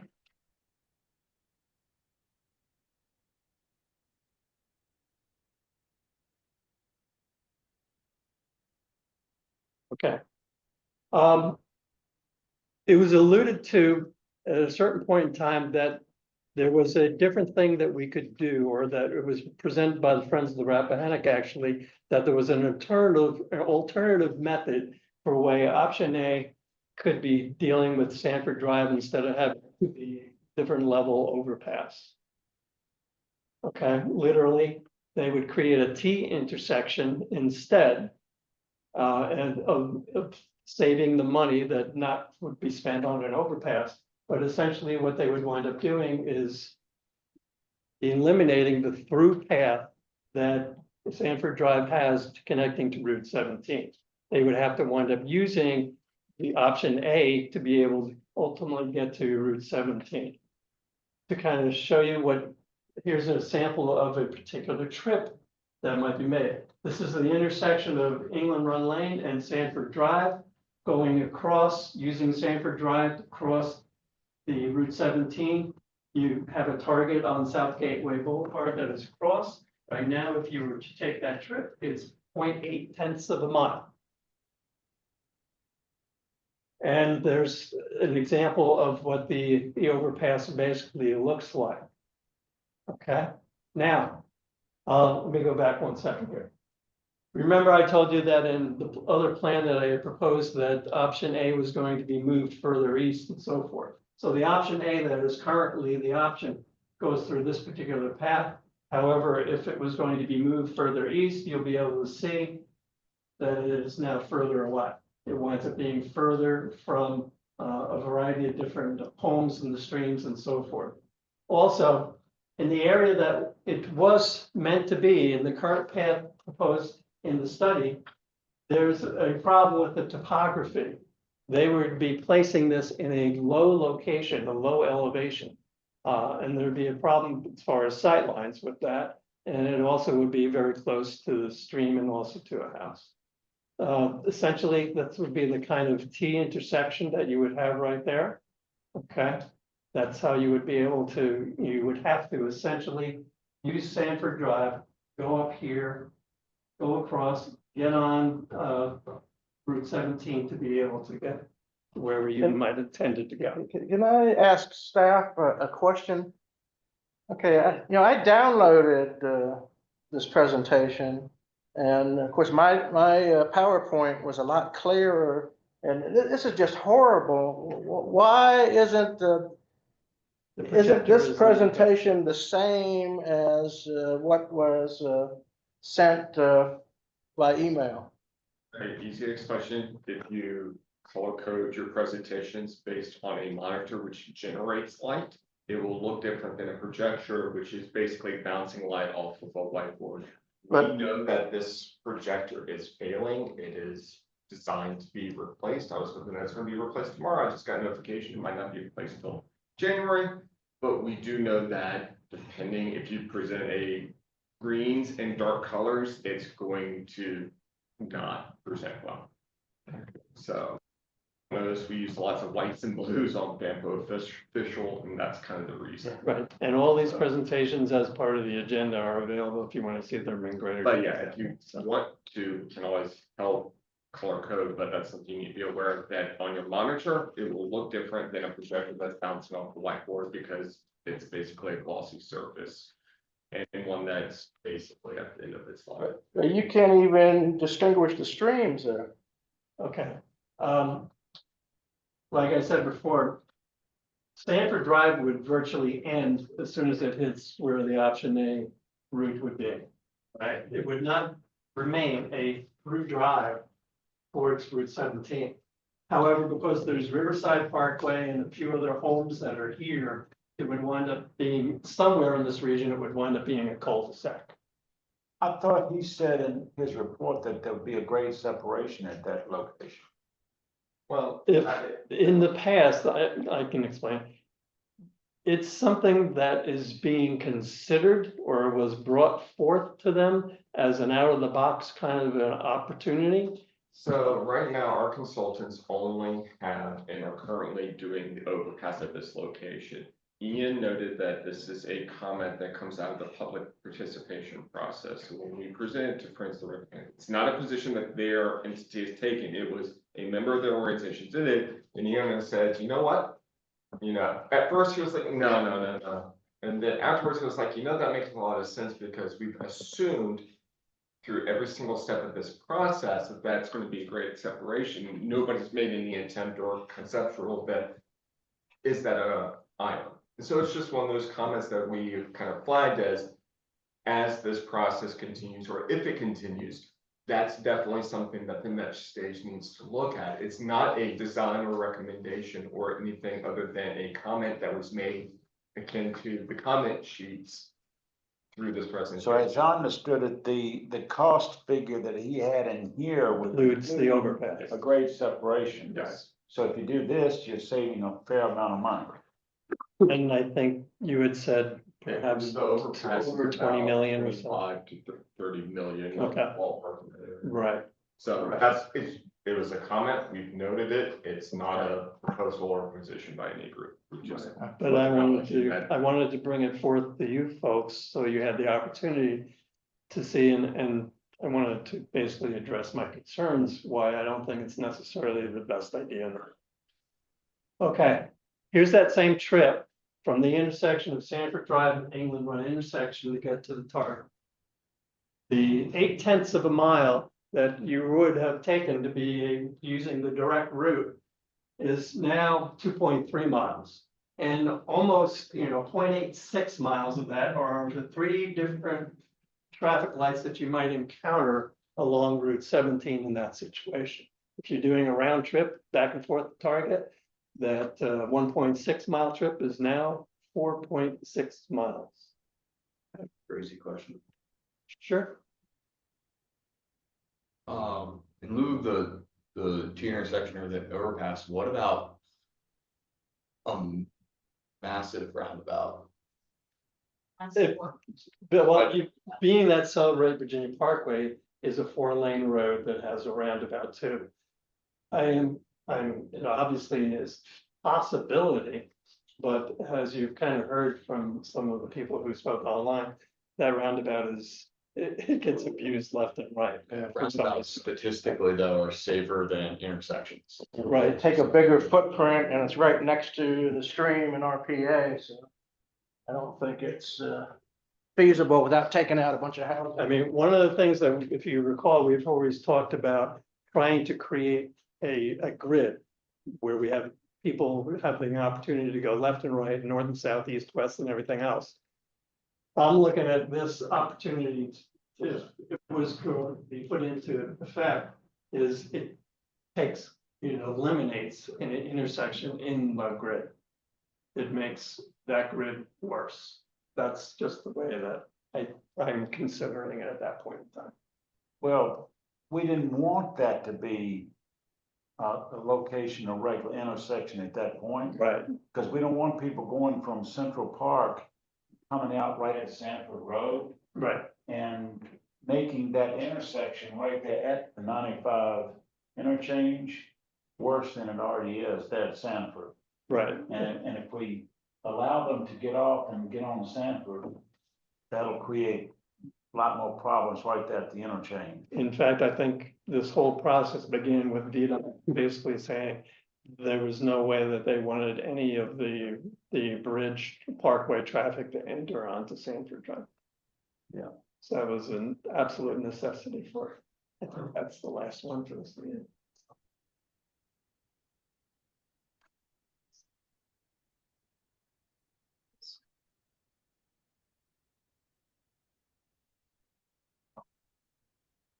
Okay, moving right along. River's a lot wider. Okay. I wanted to show you basically the stipulations that would have to be in place for the bridge to cross Rappahannock. If option A bridge was the one that was ultimately wound up selected. The Chesapeake Bay watershed protection, that is for the England Run stream, which is at the top with the little light blue area. And you're right, blue does show up pretty well. It means that it has to be at least a buffer of 100 feet away before any bridge can be, or any roadway can be close to the stream. So right away, this would have to move in that direction, I'm sure, so it doesn't cross. It would have to cross over there and it would have to be in that direction. Then, in addition, in the deed of easement that was established in 2006, they basically said that if at all possible, that the bridge should be perpendicular to the stream at wherever it crosses. They don't stipulate that you can't have a bridge crossing the river. They stipulate that if, you know, with the people who co-held the easement, they have the opportunity to be very involved and also either say yes or no to wherever the bridge is going to cross. It can be a bridge, but again, there would have to be negotiations to break where the easement is to be able to do that. Well, again, the easement south of the river ends here. The easement north of the river ends when you get to the England Run stream. Just a quick clarification, that agreement is for one of the easements in the area. There's actually co-held easements Right. for other things. And it does allow there to be a gap in some of the easements to Right. allow for a roadway. But that's a part of the restriction. So there's multiple easements, that's just not the only one. Right. I just want to highlight that because they can overlap. Now, the deed also says that it cannot be perpendicular, and obviously if it was perpendicular, it would go right over the top of the quarter right now, so that's not gonna happen. So, but it can be as far as 30 degrees from perpendicular. So that is why you see there's a 30-degree angle here.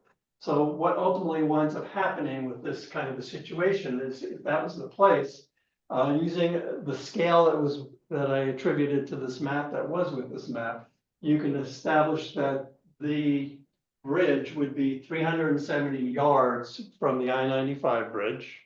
And from the quarry at that particular closest point right there, it would be 180 feet away from the quarry.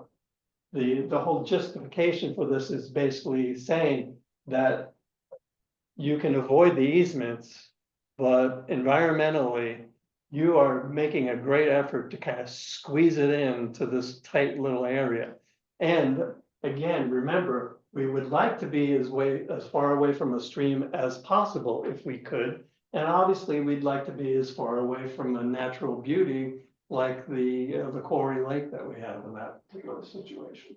Even though it doesn't necessarily interfere with the easements, this is a very, very environmentally sensitive area. I do want to say the waterfall trail from the Rappahannock River that goes to the waterfall is on the other side, where it says 100 there, it's on the other side of that stream. So it's only a few hundred feet away. That. Is it the tip? Yeah. Yeah. It's not good. Quick question about concerns. There has been sliding at the quarry recently. And it probably is not done doing so. Are there engineering concerns about that type of thing being so close to that really unstable? It actually shows on the map. Yeah. It's been eroding somewhat. Again, that's kind of like, not, this being a tabletop environmental assessment, that's kind of unique to that point. So it's aware of it, but it's at this point in time, we can't really say anything definite until you have like the district geologist kind of come out to look and having actual.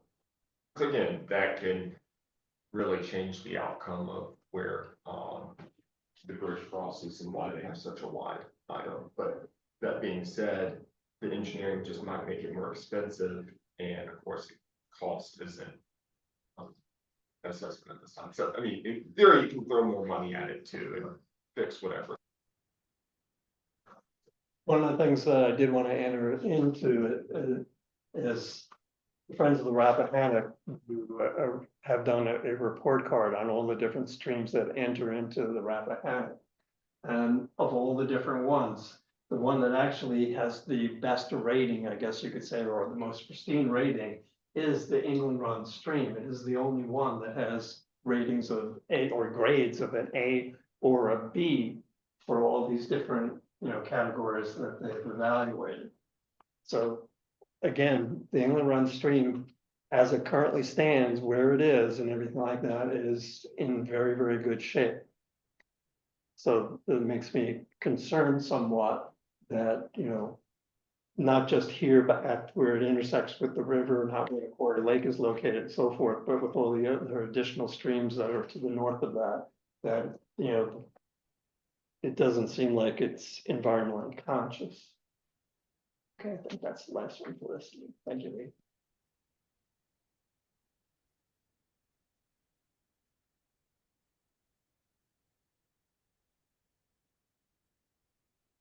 Yeah. All right, I'm gonna go real quick through this because you've seen it even this evening before. Okay, this was the placard or the generated board that was at the November 20th meeting, where it showed the bubble maps essentially for all the different levels of service. I didn't think looking at it that I could kind of discern too much about it, but there was the table that was associated with it that we'll get into in a little bit. But just real quickly, there's the no build option again that we saw before. Notice, unfortunately, because everything is so terrible down in Spotsylvania, I didn't want to necessarily include the southern part of this particular map. Concentrating more on Route 17 and Route 1 actually, and a little bit along Route 3 here. And again, the intersection between Route 17 and Route 1 by far is the worst intersection. Okay, the option A, definitely some improvement, especially along Route 1 and along Route 17.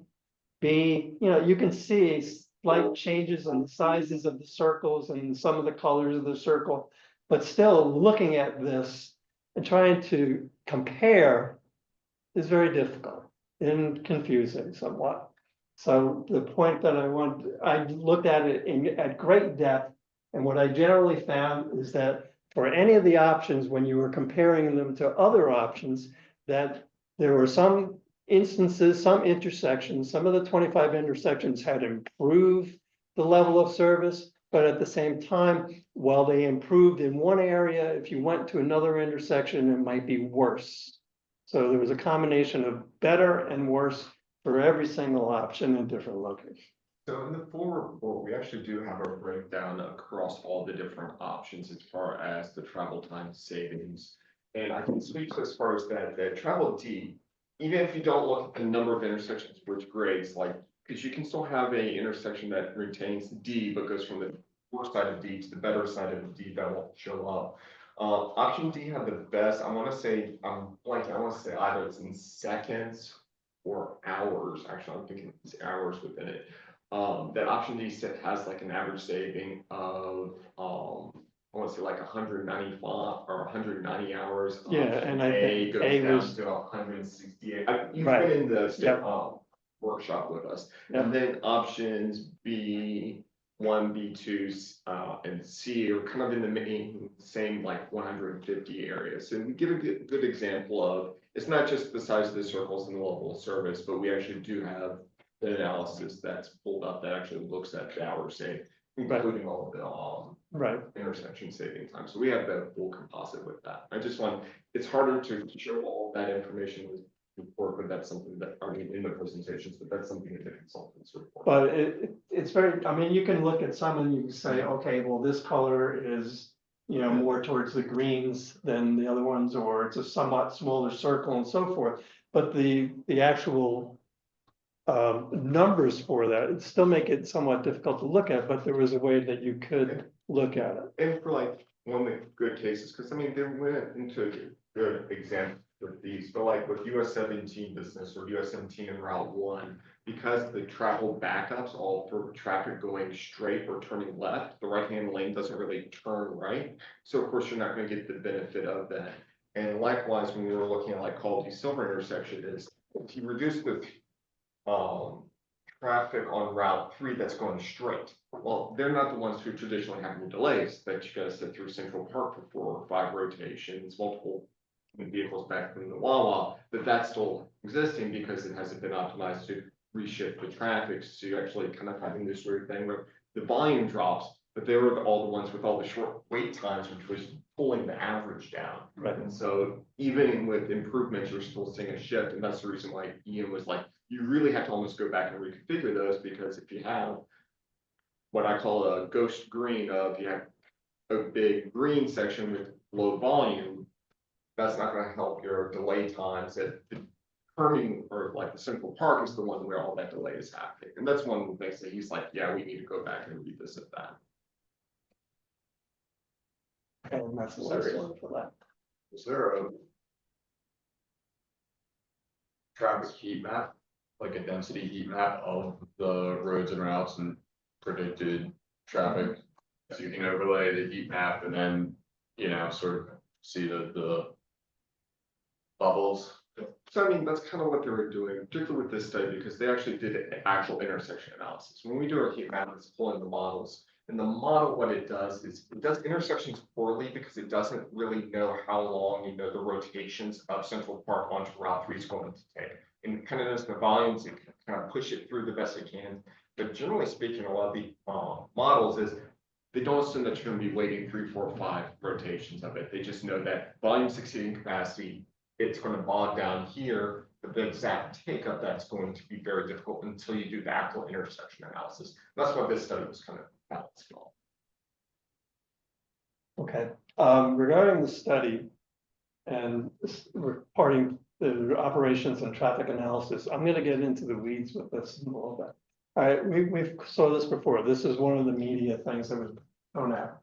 Traffic demand, I thought, was an important feature. And again, looking at the comparable options, basically comparing, you know, by doing subtraction, you can kind of figure out. Ultimately, there are 1,540 more vehicles using B or B1, B2, which is an 18% difference. So in other words, the volume of people who are using B1 or B2 is 18% more than option A as an example.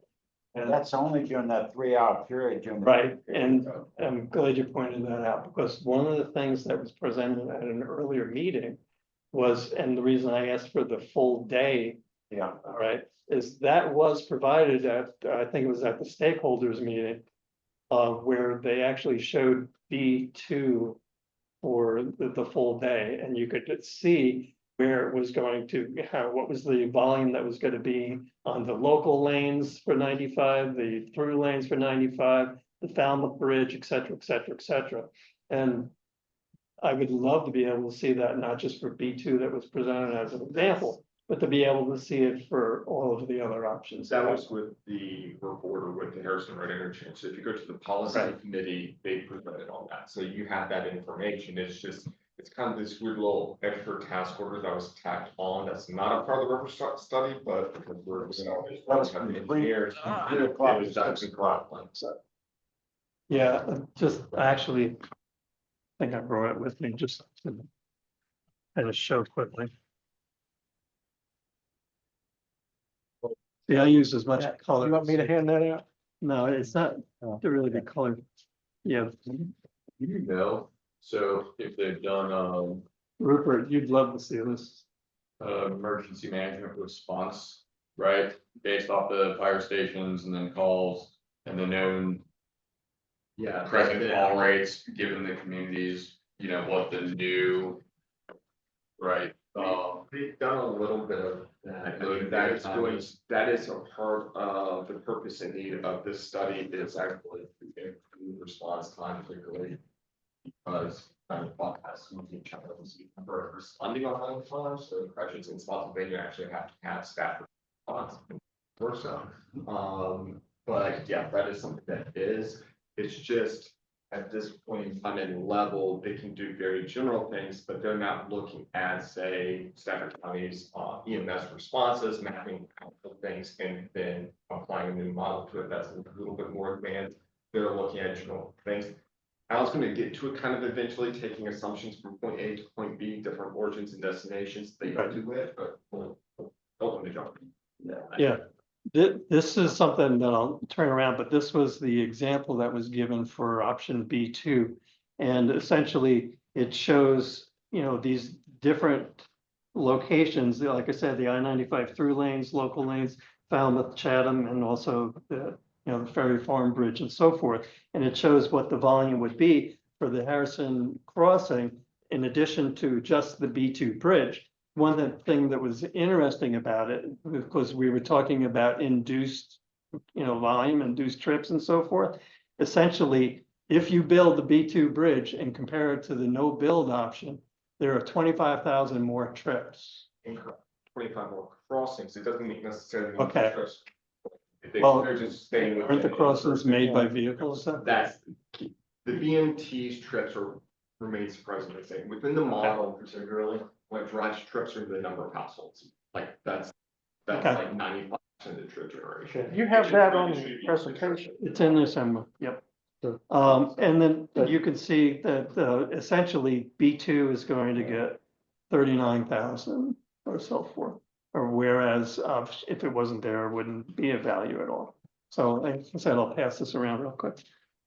All right, but the most important thing initially with the traffic plan modeling is that they determined that there were going to be more use for B1 and B2 than the other options. Okay, so that's that contingent of this. Now, I looked at this and you saw the bubble map before, and it's kind of hard to discern what's really necessarily going on.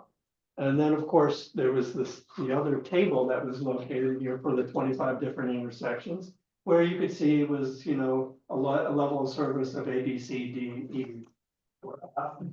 But trying to still make some sort of a comparison out of it seemed to be difficult. So since I love math, I attributed a point value to each of the different levels of service, where the best, an A would get a point of 1, and all the way down to LOS of 7, LOS of F would get 6 points. So for the micro simulation, I wound up in that. This is what it looks like when you do that. Now, and again, all of this is in greater detail in the presentation when you look at it, but this gave me the opportunity to actually look at the no build option A, B1, B2, C, and D, and then look at and see what was actually going on. For example, I could then calculate by simply adding, you know, the different values, how many levels of service A were there for the no build, and then carry it across and see how many of those there were. And the same thing for B, C, D, E, and F, and so forth. The way they would use it basically is if you look at level of service D for option A, and they added them all up, you'd have 8 different intersections that have a level of service of D for that. So that's one of the things that I felt could then be able to start to, you know, to determine exactly comparing one option to another, exactly what was going on. And what happens when you end up doing that is, for example, if I did a bar chart of that, you can see by the different colors, that's the different particular option. And then this is loss of service A, B, C, D, and F. Okay? So you can see that there's substantially less levels of service, E's and F's, the bad ones, and so forth. And you can see that there's actually more levels of service D's than any of the other options. So you can look at it and kind of see that. You can see that A has 8 level of service in the D level. It's okay. Ready now? Return. Oh, is it the next presentation? Yes. It's Wait. travel times or what's? Is the next slide or? Well. It might be the end of Okay. that. Is it? Oh, no, it's not.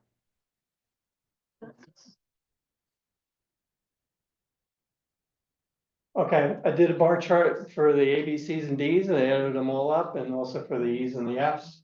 And you can see basically what happens is, like it was said by my Brad when he was here earlier, is A and C have more A, B, C's and D's and less A's and C's. Meaning, of course, when you look at it in that manner, that option A and option C are rated somewhat better as far as level of service. But option A does not have traffic count information at Commerce Parkway, so I imagine that's gonna probably be enough. But actually, no, the Commerce Parkway is intersection number 5 in your packet. It's in the assessment. Yeah, it's an orange color everywhere. It's an orange circle. Sorry. With the discussion regarding the engineering of the lights and the traffic patterns and the thing, isn't it somewhat moot to be, right? Because we can adjust the traffic patterns, the flows, the times to a certain degree to Let's pull this up. I think they already These evaluated, intersections what was going to be the optimum scenario. This is the full set of the different intersections and the delay changes. Shoot, does it say hours versus? This is what I was thinking. So delay reductions. So you have 0 over here, you have a delay reduction of just under 170 here for option A. Option B is a delay reduction of 150, option B2 is 154, option C is 155, and option D is 193. That is the cumulative amount of delay reduction across the entire 25 intersections. With the lower number being Okay. better than, right. So just to let you know, so you don't have to point, we have this, it's in the study, it's just bigger charts harder. Okay, well, where's option, can you go back to that, please? Where is option A and Commerce Parkway? It's not Option on number that. Number 5. And you're looking That's at- Plantation, that's not, No, Commerce Parkway and Plantation. no, I'm talking about option right A when it tees off with, At US 17 and Commerce Parkway and Plantation. yeah, that's on Route 17, I'm talking about. A hits Commerce Park. Oh, A is dovetailing right into it. It's gonna be a straight thing. There's not gonna be a T-junction intersection. Well, how do you, Straight through. how do you get to Celebrate Virginia Parkway then? You don't. That's the key, that is a key option within option A, is that if you're coming up to Celebrate Parkway, if you're going to take that local bridge, and this is part of the back and forth of which options you want, and we'll get to it in the timing. If you're gonna go from Celebrate Virginia, say, you're gonna have to access through, US 17 in order to access option A. And we do have it as an item that somewhere got built on it. If you want to build the same like green YT junction, that is an option that can be done, but that's not going to be a part of option A as its design element. So Yeah, but it was showing a connection from Commerce Parkway to Celebrate Virginia Park. It can, it says, if you want to do this, there's this other consideration, but that's not a. I thought that's what we were, Scope. that was part of option A. You said, or all the options. No, actually. it's that little green line is for option B and C, and that's in order to make it tie into Commerce Parkway and Plantation directly onto so that's a required little piece of the puzzle, then it uses existing Celebrate Virginia to the bridge. So you're saying that underpass will never be used to go to the river? The river crossing, it can't be used. Underpass of Route 17. That loop. I mean, that would be an option to access that, but it won't be the only requirement. I mean, it could be a limited left turn, but that wasn't designed in. It was designed to have a full function pass through intersection there. That's news to me. But that's as far as what they've modeled and considered, so. So if I'm looking at this, these are the numbers that are compared to the bill. Yes. Okay. So in other words, for 25 different intersections, there's basically 151 segment improvement. Yes. Okay. Okay. All right, I'm just gonna go back real quick. I'm gaining 3 minutes of my life. Hey, you never know what might happen. On average, You might across need to 60,000 move cars, forward it starts with piling up. Oh, yeah, but, you know. I don't care. We have more, 3 miles times 30,000. Right, so the way it's been 90,000 established, mile reduction. the failing ones were gonna be level E and level F, and the B's and C's were for that. But to confuse you even further, basically what happens, there are other different organizations, literally, this is a organization called Transportation for America, and they basically don't separate it between D and, but they separate it for D as part of E and F. So I wanted to see what would happen if I actually looked at it that way. So in this kind of a situation, it changes things a little bit. You wind up seeing that, you know, there are more D, E, and Fs because of the large number of Ds that option A had. When in this kind of scenario, it basically says that, you know, it's a little bit different. But the thing that is the most important thing between all the different options, no matter which way I wind up looking at it, is they only differ by a value of 1 in either one. All right. I even looked at it in this manner. I wanted to see what the improvements were at all these different intersections, and there were some places where it would improve 3 points from maybe 6 points to 3 points or something like that. 2-point improvements, 1 point, and then, like I said before, when you're looking at the bubbles, there were actually deficits where it actually got worse than the others. So adding and subtracting all those values together, again, what do I get? I get that it's only different, other than option D, which is a little bit, you know, out of the realm, that everything is just 1 point different. Now, where does that actually come into play? Well, if you actually did a chart of everything, adding up these total number scores, you can see 78, 79, 79. These only vary by, again, 1 point, which is essentially 1 different level of service at 1 different intersection. They are so close to each other. The improvement is there for sure. This statement, the implementation of any option will enhance overall operation performance, is wonderful. It's true.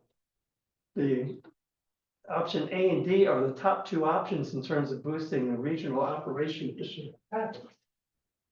Yeah, they are by 1 point, but from 79 to 78 essentially. So that's a little bit of an issue. Which one's gonna have the most economic positive impact, if any? That depends on I'm how gonna show you a define it. bit of information that will be coming up, I think next, that will actually, what I think is the most important thing in the next slideshow. realistically, looking at the traffic times, you take that option D is the best. From a traffic operation, ignore the takings issue that is. Yeah. Thank you. It's the best. Option A gives you about 80% of that same capacity. B, C gives you about 50 to 60%. Just rough math of it. So, I mean, actually, it's better than 60. It's whatever 193 divided by 150 is. Okay, that's 66%. There we go. I mean, Hard math eventually, but yeah. So you're kind of looking at it from that element of, okay, which one, this is how all the options have been assessed, is which one's providing the best benefit, and then we grade it from there. And in my estimation, the public cares probably about one thing more than other things. How long am I gonna have to drive? How many miles and how quick can I get from where I want, where I want to get? Yeah. That's what they generally are in about. Now, in page 17 of the packet that you were given, that was skipped over. And it also was not presented. Because I'll talk to you that there's a huge methodological reason here. Okay. You use the traffic demand model and you use intersection improvements with the overlay. I can pick and choose the winners by choosing the origin and destinations here.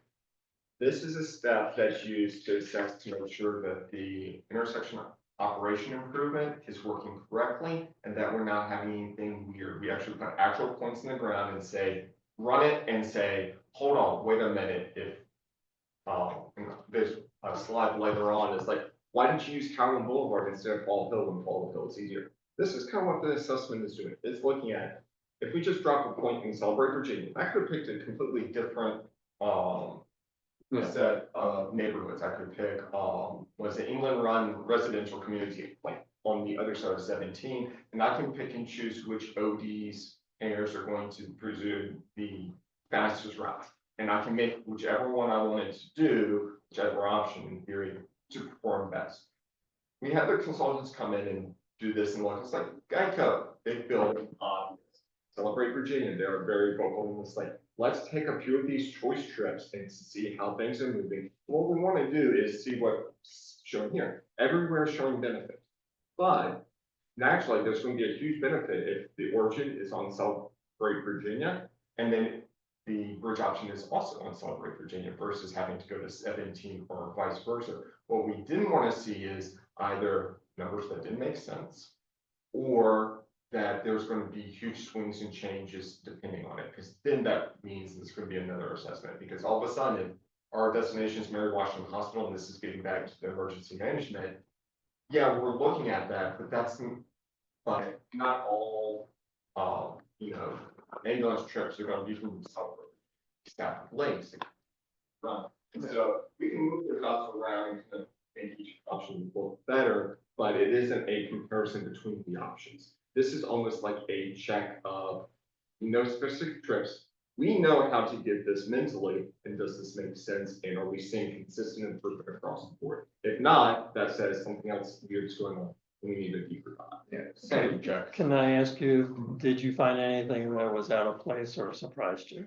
No, when we're looking at these numbers, I mean, yeah, could it be another better number here and there? But again, But it makes sense.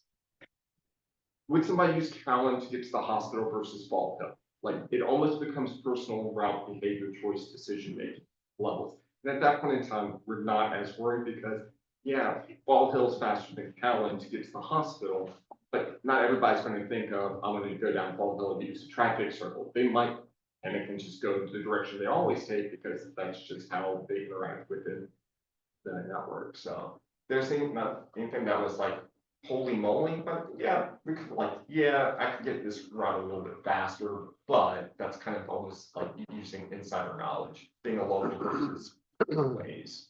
So I guess which one can we actually build and do and not waste all this time and money? Well, you can't That's why we're not waste the money. Oh, we can not waste the money. Well, It's easy. Do nothing. We Literally, could, but just do nothing. Ron but, wants this. I don't think we want to live in that. So at any rate, the no build times in minutes to be able to go from origins 1 or 2 to destinations 1, 2, or 3, and then the return trips essentially going back and forth. So there wind up being, I guess, 12 different potential trips that are here. And again, like Dr. Ryan said, there's, around Geico on 17, there's this one that's on Celebrate Virginia Parkway. Mary Washington Hospital is the first destination, Spotswood Town Center being destination 2. And then, because everyone likes to go to the Salem Church Library, that's the We want to see, like, Spotsylvania has actually been included in this, they just openly stated that they don't want the river crossing. So, but they've been included, like, Spotsylvania staff and everything's been included, but we go ahead and say, let's see if this, those same thing weird way, between Route 3 and, Salem Church Road, that's kind of part of the. So even though arbitrarily, these are just origins and destinations that were picked to kind of sample everything to see if it worked right, I wanted to see the comparisons anyway. So I made another table. All right, I used the same information, the same times for no build, option A, et cetera, et cetera, et cetera. And then I wanted to see what the percentage of decrease in time for those trips were. And when I did that, I found out that for option A, from the area that it is, around the Geico building to the hospital, to Spotsylvania Town Center, and also to the library, option A was the fastest for those. B1 was faster in 3 different ones. But essentially, in 8 of the 12 different scenarios, option B2 was faster. It was quicker to use those trips. And 8 out of 12, I thought was pretty substantial. Now, I will grant you that, again, going from, somewhere along Celebrate Virginia Parkway to be able to get to these positions seemed to make sense. But in some instances, the percentage of decrease in time was incredible and fantastic. For example, if you were going to go using Origin 2 in Celebrate Virginia Parkway to get to Destination 1, the Mary Washington Hospital, if you used option B2, the no build was 30 minutes. This now takes you 10 minutes. Comparably. Can I interject something here? I have some friends with fire and rescue, and I ask them how many 911 calls they get at Celebrate Virginia, the Del Webb community.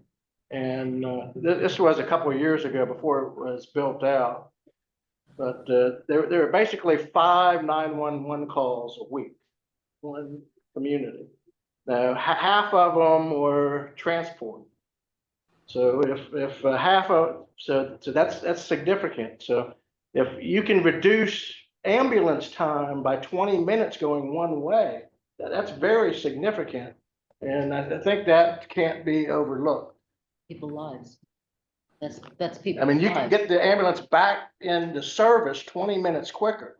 Where's that from? Depends on the nature of the call. Where's that from? In Maryland and Celebrate Virginia. But you're talking about a subdivision that's being proposed that will triple those ambulance calls. And so instead of getting 5 a week, you're going to get 3 a day. The closest station for EMS and for fire is Station 12, which is just off of Plantation Drive too. So essentially, they would potentially use Plantation,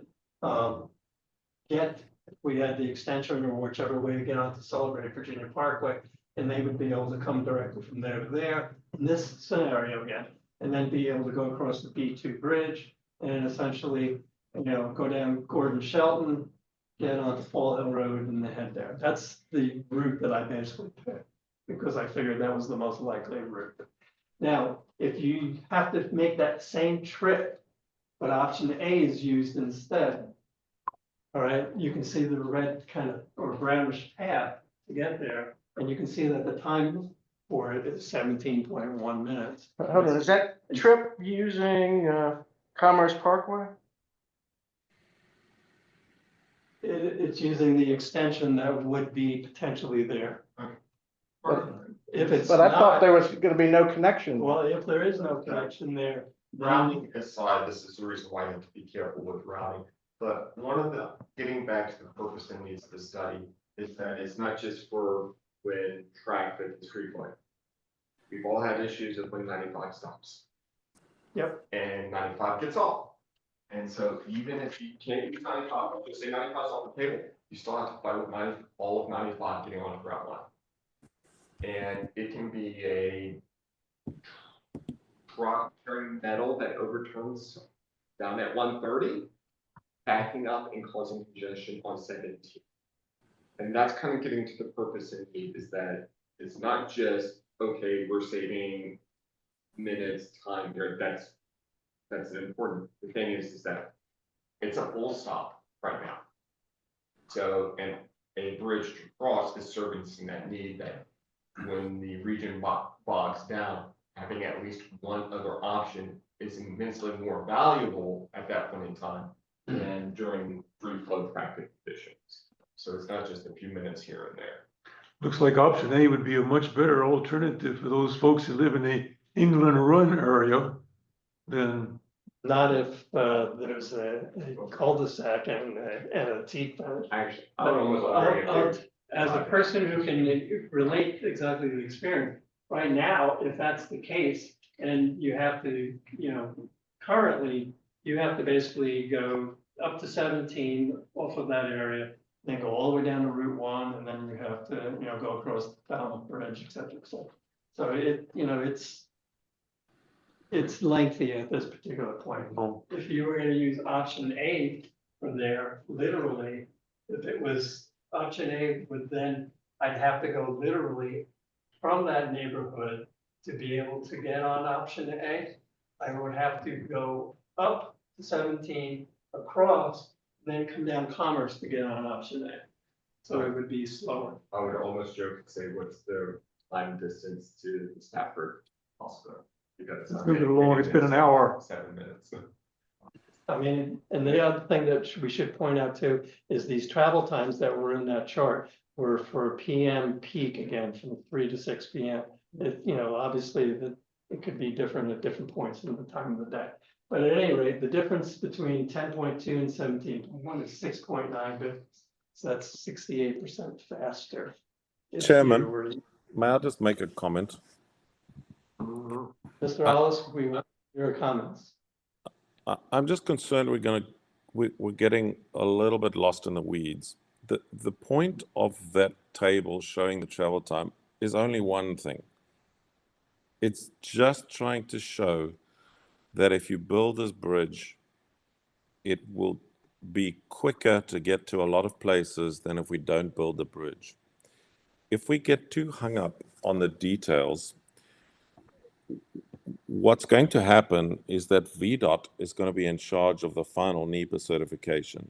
During that process, they're going to do all of this all over again.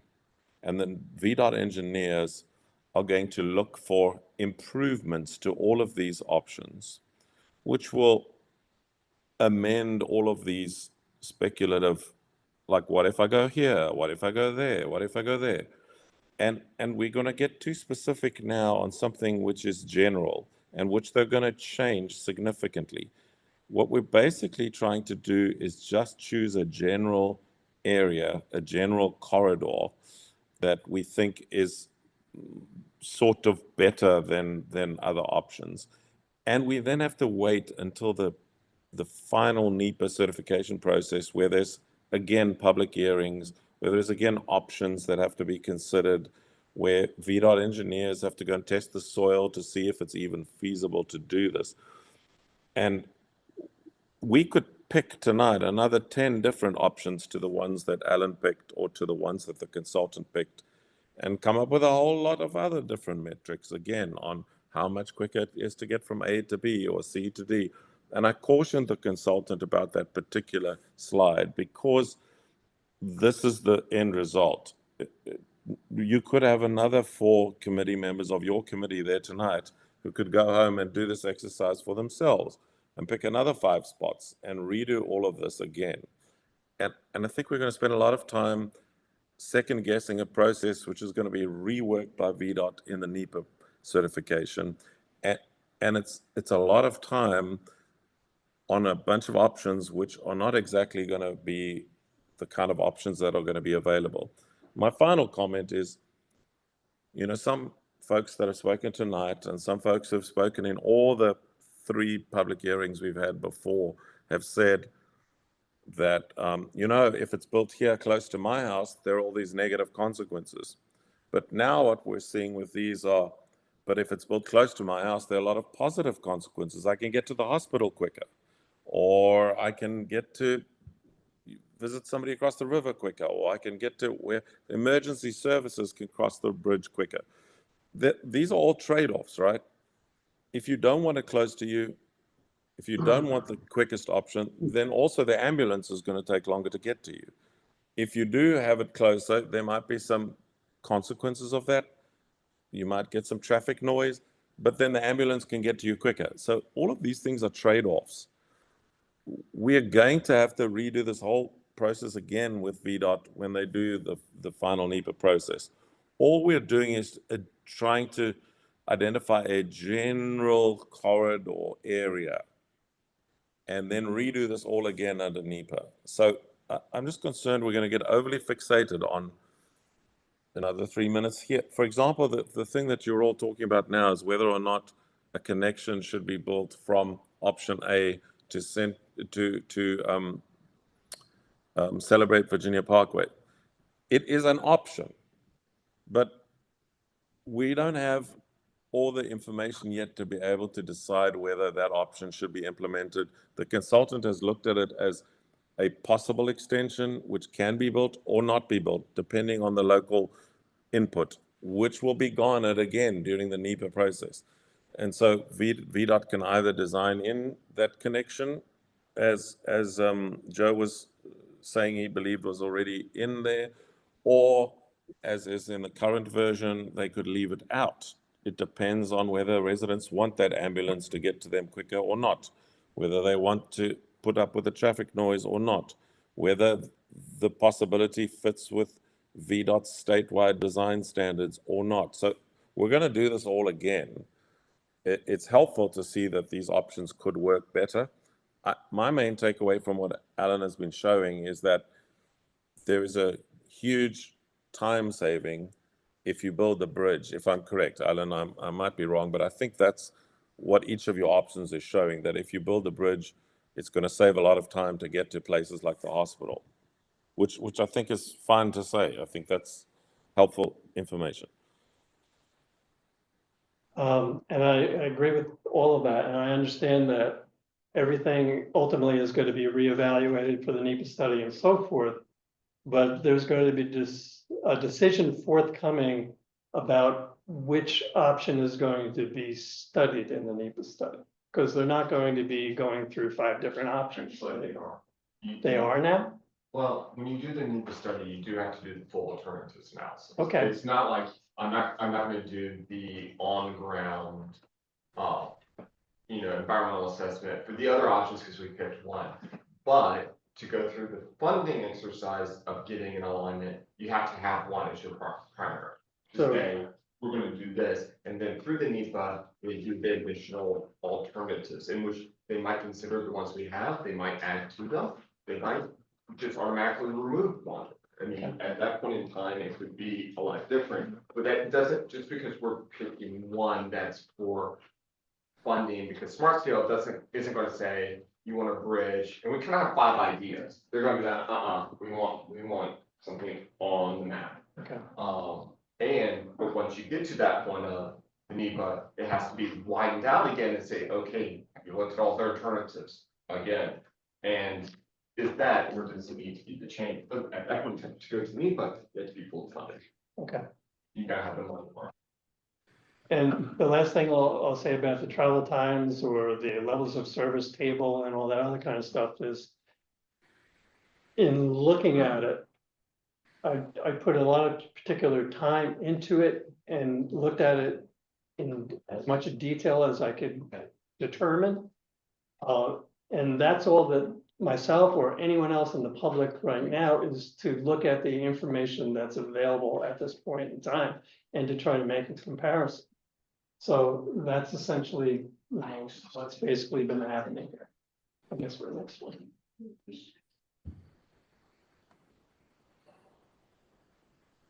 Okay, and the question always boils down to which of the 5 current bridge and parkway options can be considered best and why.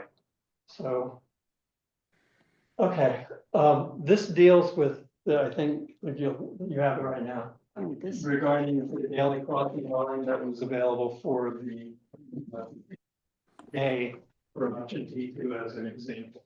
So this is just one of the things for you to really go crazy and look at. There's a lot of notes here and so forth like that. But when I did look at it again, like I said, there's about a 25,000 difference here, which is an increase of about 8%.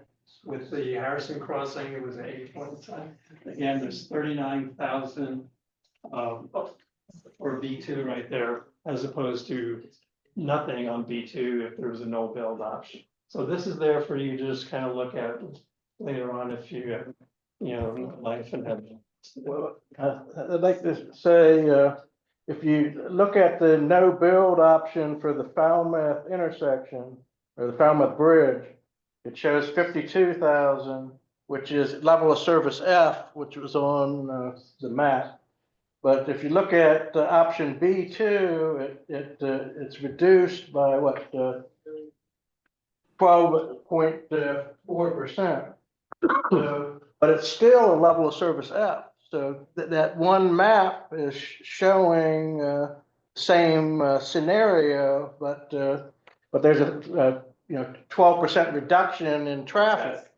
Traffic reduction, traffic on the bridge. Right. Yeah. Now, granted, they control car, but most of that traffic. But keep in mind what I'm saying here on the traffic analysis. The wait times, the delay of the intersections, depending on who is waiting. And if you're turning left or going straight from 17, either onto Butler or northbound Route 1, you're not seeing the reduction because all your bridge traffic would be turning right. And that generally doesn't back up. It backs up some, but not nearly as much as the straight and left turn traffic. And that's the reason why you see different things. Yeah, well, I'm just saying it's rated F Yeah. in both scenarios, but the one scenario with option B2, it's showing 12% less traffic. The issues with that intersection are not the south. On the bridge itself. Left turning left onto 17 northbound on Western, you see some improvement, but it's not as much because again, those aren't the folks waiting. It's the 17 folks either on Butler or going over Route 1. Yeah. That's the delay, and that's what drives up the times. And because it's an average, so it's who's doing the worst is what's going to wait. That. Most of the delay I've seen is northbound. Turning left. Yeah.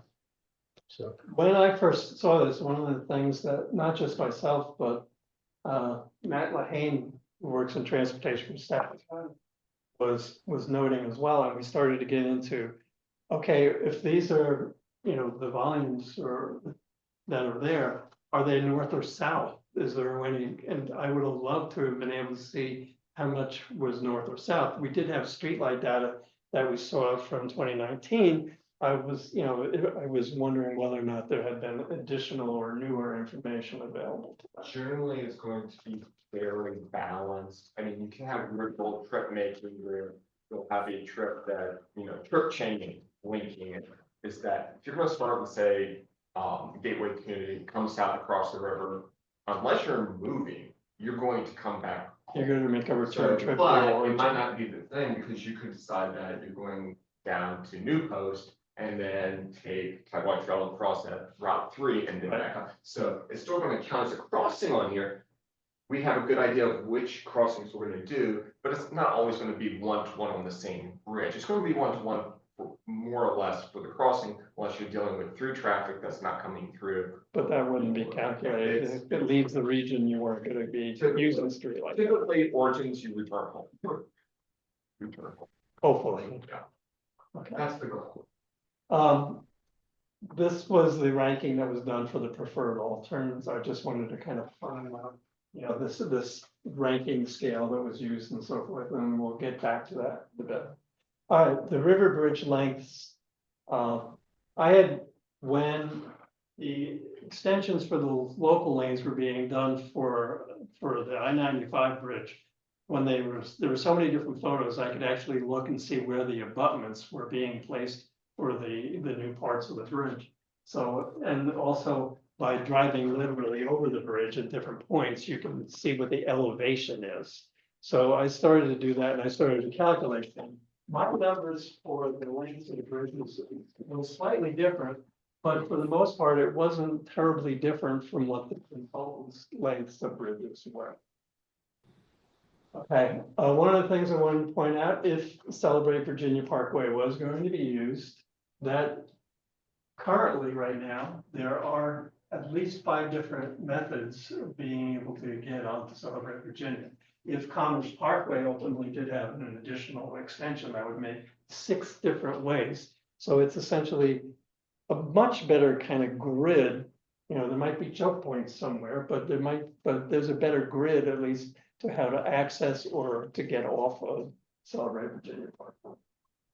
Again, you saw this on the first slide. This was just talking about the fact that you might have option D connecting off of Celebrate Virginia Parkway and eliminate the need for the longer route and the elimination of property and homes along Green Bank. B being somewhat different so that it's a more perpendicular crossing, and A being a little bit further east. Okay, we saw this before. Again, very, very similar results when you add up the total levels of service. Very similar. Okay, we saw again the crossing and how it has to kind of be squeezed in there a little bit, but of course of the deed of easement and also where the Chesapeake Bay watershed protection is. We saw the chart here again, you know, for the times and so forth. Literally, if we're using this, and again, this is the only information that was available to kind of contemplate, is that you wind up having a 55% increase or decrease in time of B2, and you can see the other percentages for the other different options. So that means less air pollution. If it's a quicker, shorter trip, yeah. Al, I was looking at those numbers there, the difference between a B and the C.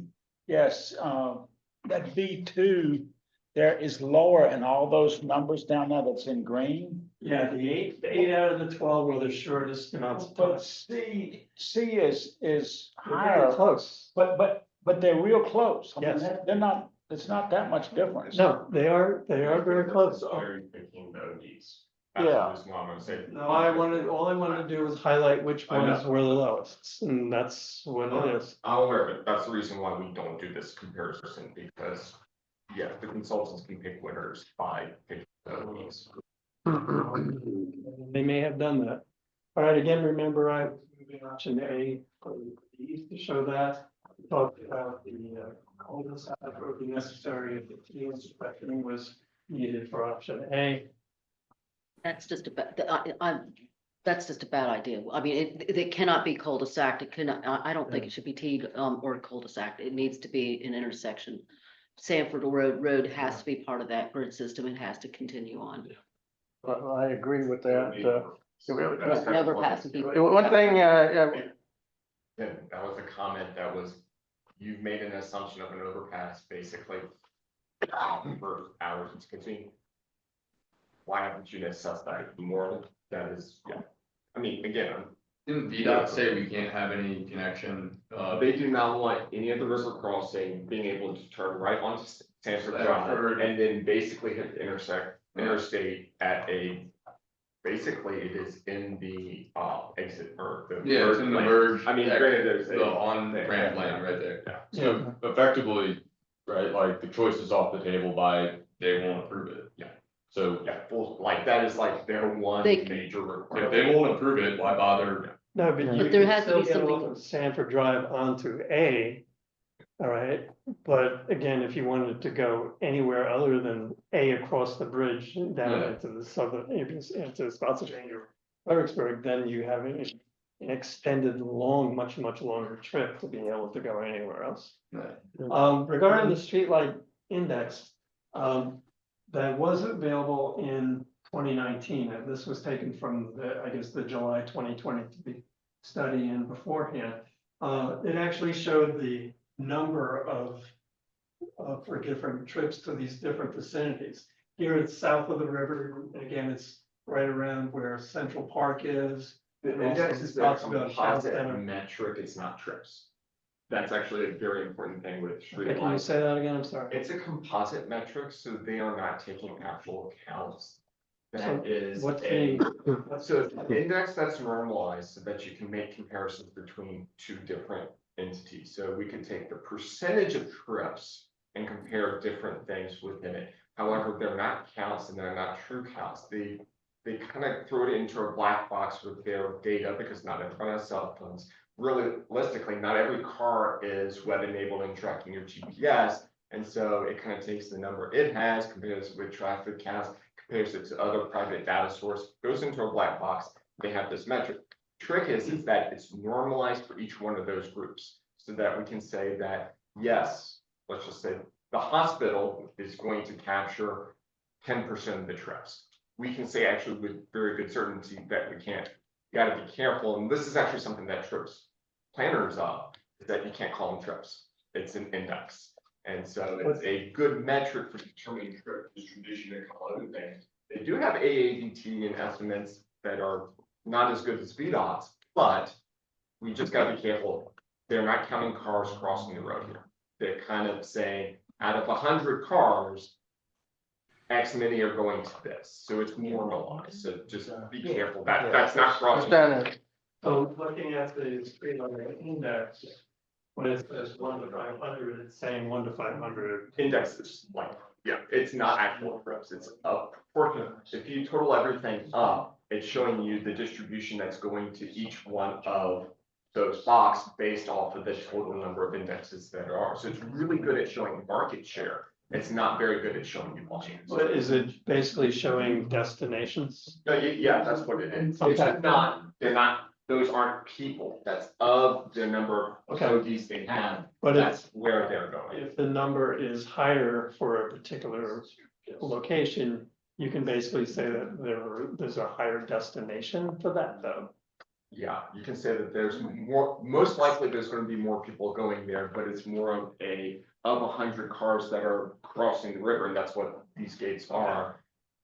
10% are going to Central Park, 8% are going to Spotsy, Banyan Town Center, 7 are going to the hospital, and so it's proportional to the actual number of trips and traffic being generated, but it's not trips. So in other words, if I added up all of these particular numbers for these different destinations, and then got the 35,605, then I could say, okay, there's 9911 for number 1. Out of that to get the percentage of locations. But it's not actual people. So the actual number could be 50,000 people Okay. going there, but they're only counting X. So essentially, if I wanted to convert this to percentages, that would be a better. Yeah. Okay, all right. But at any rate, the numbers as they are, and obviously if they're a higher number total, it'll be a Higher higher. destination. It's a Right, it'll be a higher percentage that I can make a comparison.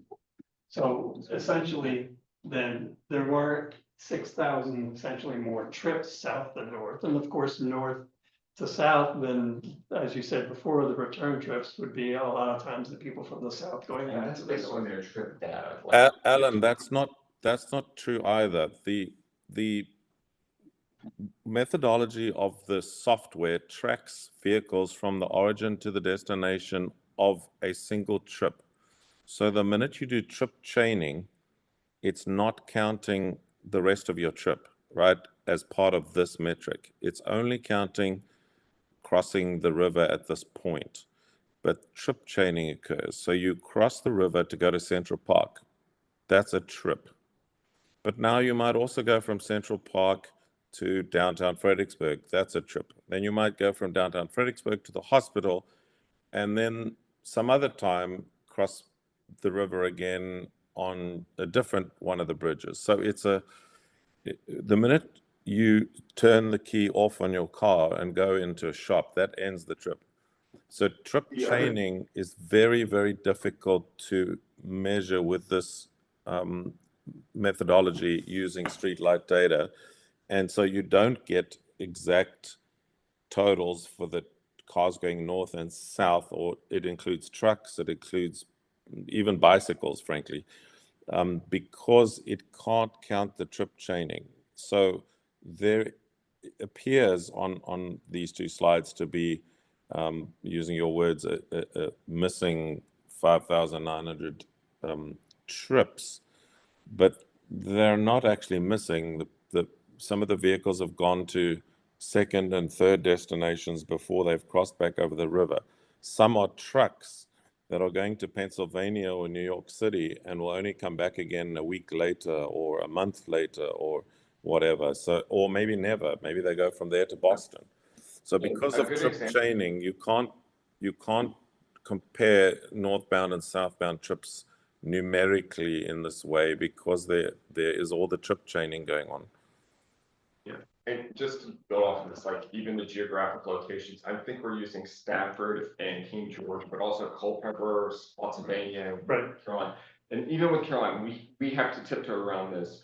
Like the rest stop will say it's a trip from Caroline that's going across the river to somewhere. And we know that, like, yeah, but that's not a trip of a Caroline person going to it. Like there's a bit of, you have to be able to read the tea leaves within Streetlight on that. And I hate to say that because it's a really good quantitative tool to actually do this, but there's a lot of caveats on kind of some of the descriptions we get. So John's, let me know for a later thing, but yeah. John's one sentence earlier actually is a good description of how we use Streetlight. It shows you the market share. That's all it shows you. And you mustn't get too hung up by a specific number. It's only showing market share. Okay, would I be wrong in saying that market share would show that there were more indexes going south than north? No.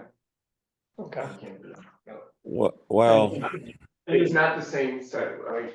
Well, I mean, and regarding the streetlight data, I also kind of remember that if you were in a particular region, like you've gone from the south, that if you're then, let's going, you know, from a restaurant that you ate somewhere in there, and then you took another trip to go shopping for a while and so forth, within the region, that trip is not registered, correct? It's only when you go across the river, north or south?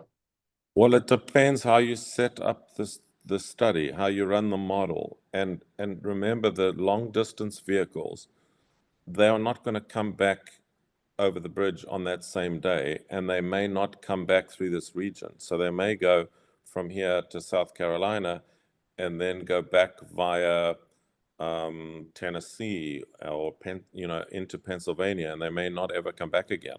So it may truthfully be that there are more vehicles moving in one direction through our region, and those long distance vehicles go back another way that doesn't come anywhere. They might take I-81, for example, and they might not come through this region again on their way back to the other destination because they're trucks that are dropping in multiple destinations south of us, and then they go back on I-81. It's a complex system. If you go in this, if you would have gone from, say, Spotsylvania County to Prince William, then gone from Prince William to Stafford, and then Stafford to Spotsylvania again, it would only count the Stafford to Spotsylvania within this model run, or within the streetlight analysis. Streetlight has an asterisk a mile long, but when used correctly, provide useful and good information data. You just have to be really careful about how you read into the data. And you also have to follow the white papers associated because they like to change it, so it might actually change depending on the time of which you run the data. Okay, one last question I have for you then. Let's assume that there's a trip that originates with an 18-wheeler or something like that somewhere in Stafford County, makes a drop off south of the river somewhere, but then continues down south. How would that register? It would register as if I understand correctly, if it started off in Stafford, right, and then it drops off in Spotsylvania, correct? Or Fredericksburg. It'll register the Fredericksburg the Stafford to Spotsylvania trip. And then it'll register if they turned off the ignition. Their truck data is actually pretty good. Then, because trucks track their data a lot more, then it'll register a trip that was from Fredericksburg into somewhere else. And we can look anywhere in Virginia, actually, throughout a few states, but chances are, even if they were going to Miami, they would have to stop somewhere, and let's say they stopped in North Carolina, so it would register a trip from Spotsylvania to North Carolina, even though their destination's in You Miami. definitely wouldn't want to keep track of that. What's the point? Can I ask what the point is of this slide? Because I think that particular issue isn't really relevant to the bridge. There's obviously a point to the slide, and so maybe we can just get a one-sentence summary of what we meant to. Anecdotally, I believe that there are many more trips from north to south because of what's available south of the river, as opposed to people south of the river wanting to take trips north, because the destinations north are not necessary for them. Let's just use Target. Okay, so Target centers. There's a Target that is down in Spotsylvania. There's a Target that's in Central Park, and there's a Target that's in two of them in Stafford County. If you are living south of the river, you're not going to go up to the Target in Stafford County. Would that be accurate? So let's just hang on, John. Let's say you're correct, because I don't know the answer, but let's say you are correct. You go south of the river to shop, and less people are going north of the river to shop. How do you get back to your home? You have to cross the river again. So the net traffic count should be 0. It should be exactly identical. North and south trips should be identical, because whether more traffic goes south to shop or whether more traffic crosses north to shop, those vehicles still have to go back home again. So I can't see how this streetlight analysis could tell you the answer to that. And even if it did, it should be identical. It should be identical whether more go north or whether more go south. It should be identical, because local traffic has to go back home. The market share of vehicles going through a particular intersection. So, right, including South Gateway, right there. We got Target and everything else. Sweet, DoorDash and Uber and everything else. They're hitting that up all the time, and they're dropping off. So they're same vehicles going back to Target to do multiple trips, right, and hit up groceries and all that stuff, and then they're taking that stuff to other places. So it looks like there's a lot more traffic to, right, South Gateway. Actually, for this would be if they're crossing the road. If they're crossing, have to cross the bridge. but it's Streetlight right, but it's still just one vehicle on the road. Streetlight can't tell you whether more people shop north of the river or south of the river. It's impossible to tell that from Streetlight, because it doesn't. It cannot do that for you. It can only tell you the aggregate market share of where the trips are going once they've crossed the river. It can't tell you if there is a greater volume shopping north or south of the river. Well, but we have no idea. when we see the aggregate numbers in the Central Park region and the Spotsylvania Town Center region, as far as the indices go, that tells us something, doesn't it? It tells us that folks crossing the river. I don't see why we really care about how many times you stop in Central Park. Only thing we care about is how many times you cross over the river. Well, that's true, but the point is that you can't tell whether more people are shopping this side or that side of the river, because the car has to go back, so it crosses the river twice. It crosses the river north once and then crosses back over south. So the net is the same. So the number of trips north and south will be identical. The only time it's different is if the vehicle doesn't go home by crossing the river, but goes outside of the region. That's the point I'm trying to make, is that the conclusion you're trying to draw, which I think is a good thing to investigate, these are not the tools to find that information out, because it can't tell you that. It doesn't, it has to count your car going back across the river again. So, so it can't give us the answer that you're looking for. Well, I wholeheartedly agree that they should be relatively equal if a person was making a trip across the river in one direction, then returned home. The whole thing that I was kind of trying to figure out also is why, as far as the indices goes, there's such a different total amount. Because it just, They're doing different scrubbing and like they're trying to remove. Because of it's because of trip training. The vehicles aren't like the long distance trucks. They don't come back the same route. okay, Next slide, please. I'm trying. Some of the information, these were the original costs. I just wanted to throw them as we set up for what was then called option 2, option 3, option 4, and option 5. And just so that there was a comparison to see, what the similarities are. Obviously, the paths are somewhat different. They're maybe in the general vicinity, but they're definitely in somewhat different things. And then some of the things regarding increased tax revenue at the top, and then a comment or a letter that I guess was sent from Mr. Freeling from the Fredericksburg government. He indicated right there that he thought that there would be a lot more tax revenue brought to the city of Fredericksburg with a bridge crossing than what was before. Okay, getting to the very end.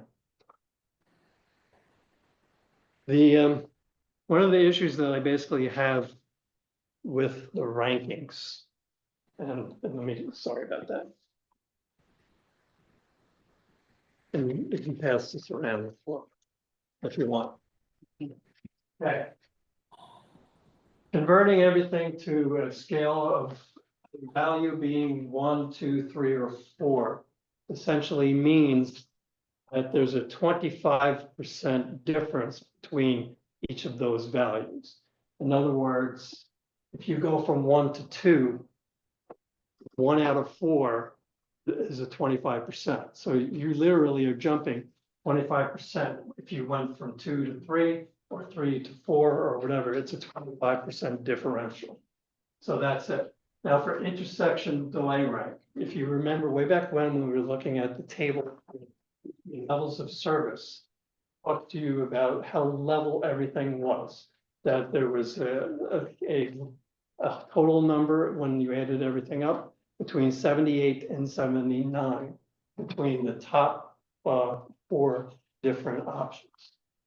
You've taken something that is a 1-point differential, and now when you've gotten to the ranking, you have taken that, from a 78 to a 79, which is essentially equal.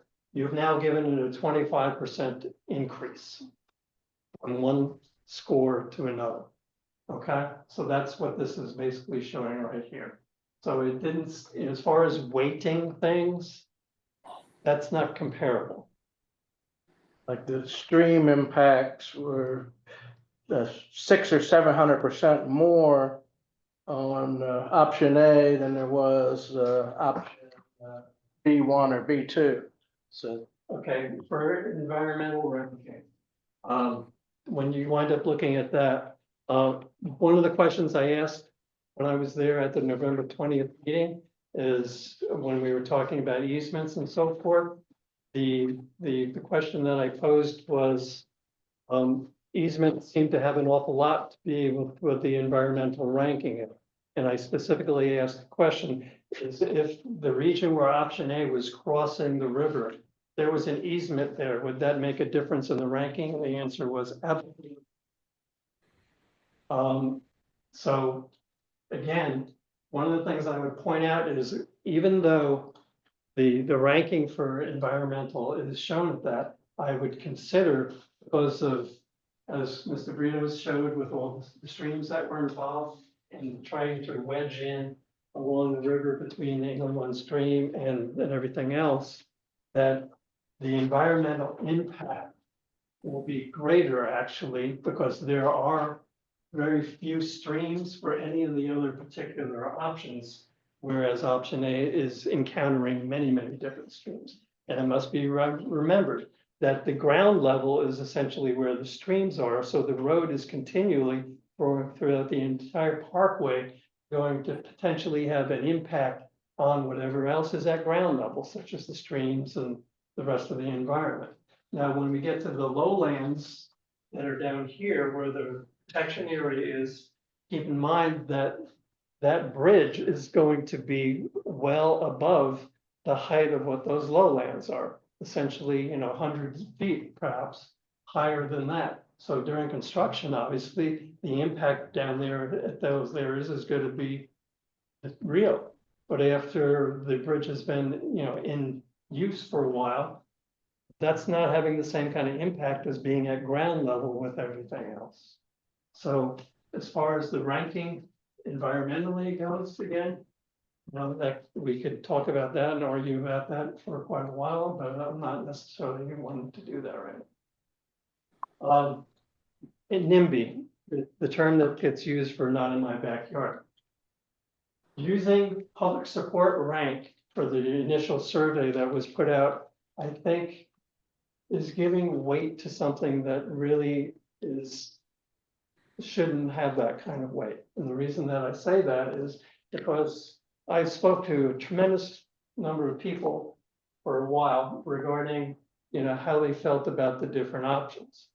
And when I spoke to people who did live in the Delaware community and showed them, for example, the travel time improvements, I would show them that it's only now going to take you 10 minutes from this particular location to get to the hospital, et cetera, and, quicker to be able to get to Spotsylvania Town Center, to Central Park. No matter where you are, you're going to essentially wind up using the B2 bridge or so forth to be able to get there quicker. And they said, this is fantastic, this is great.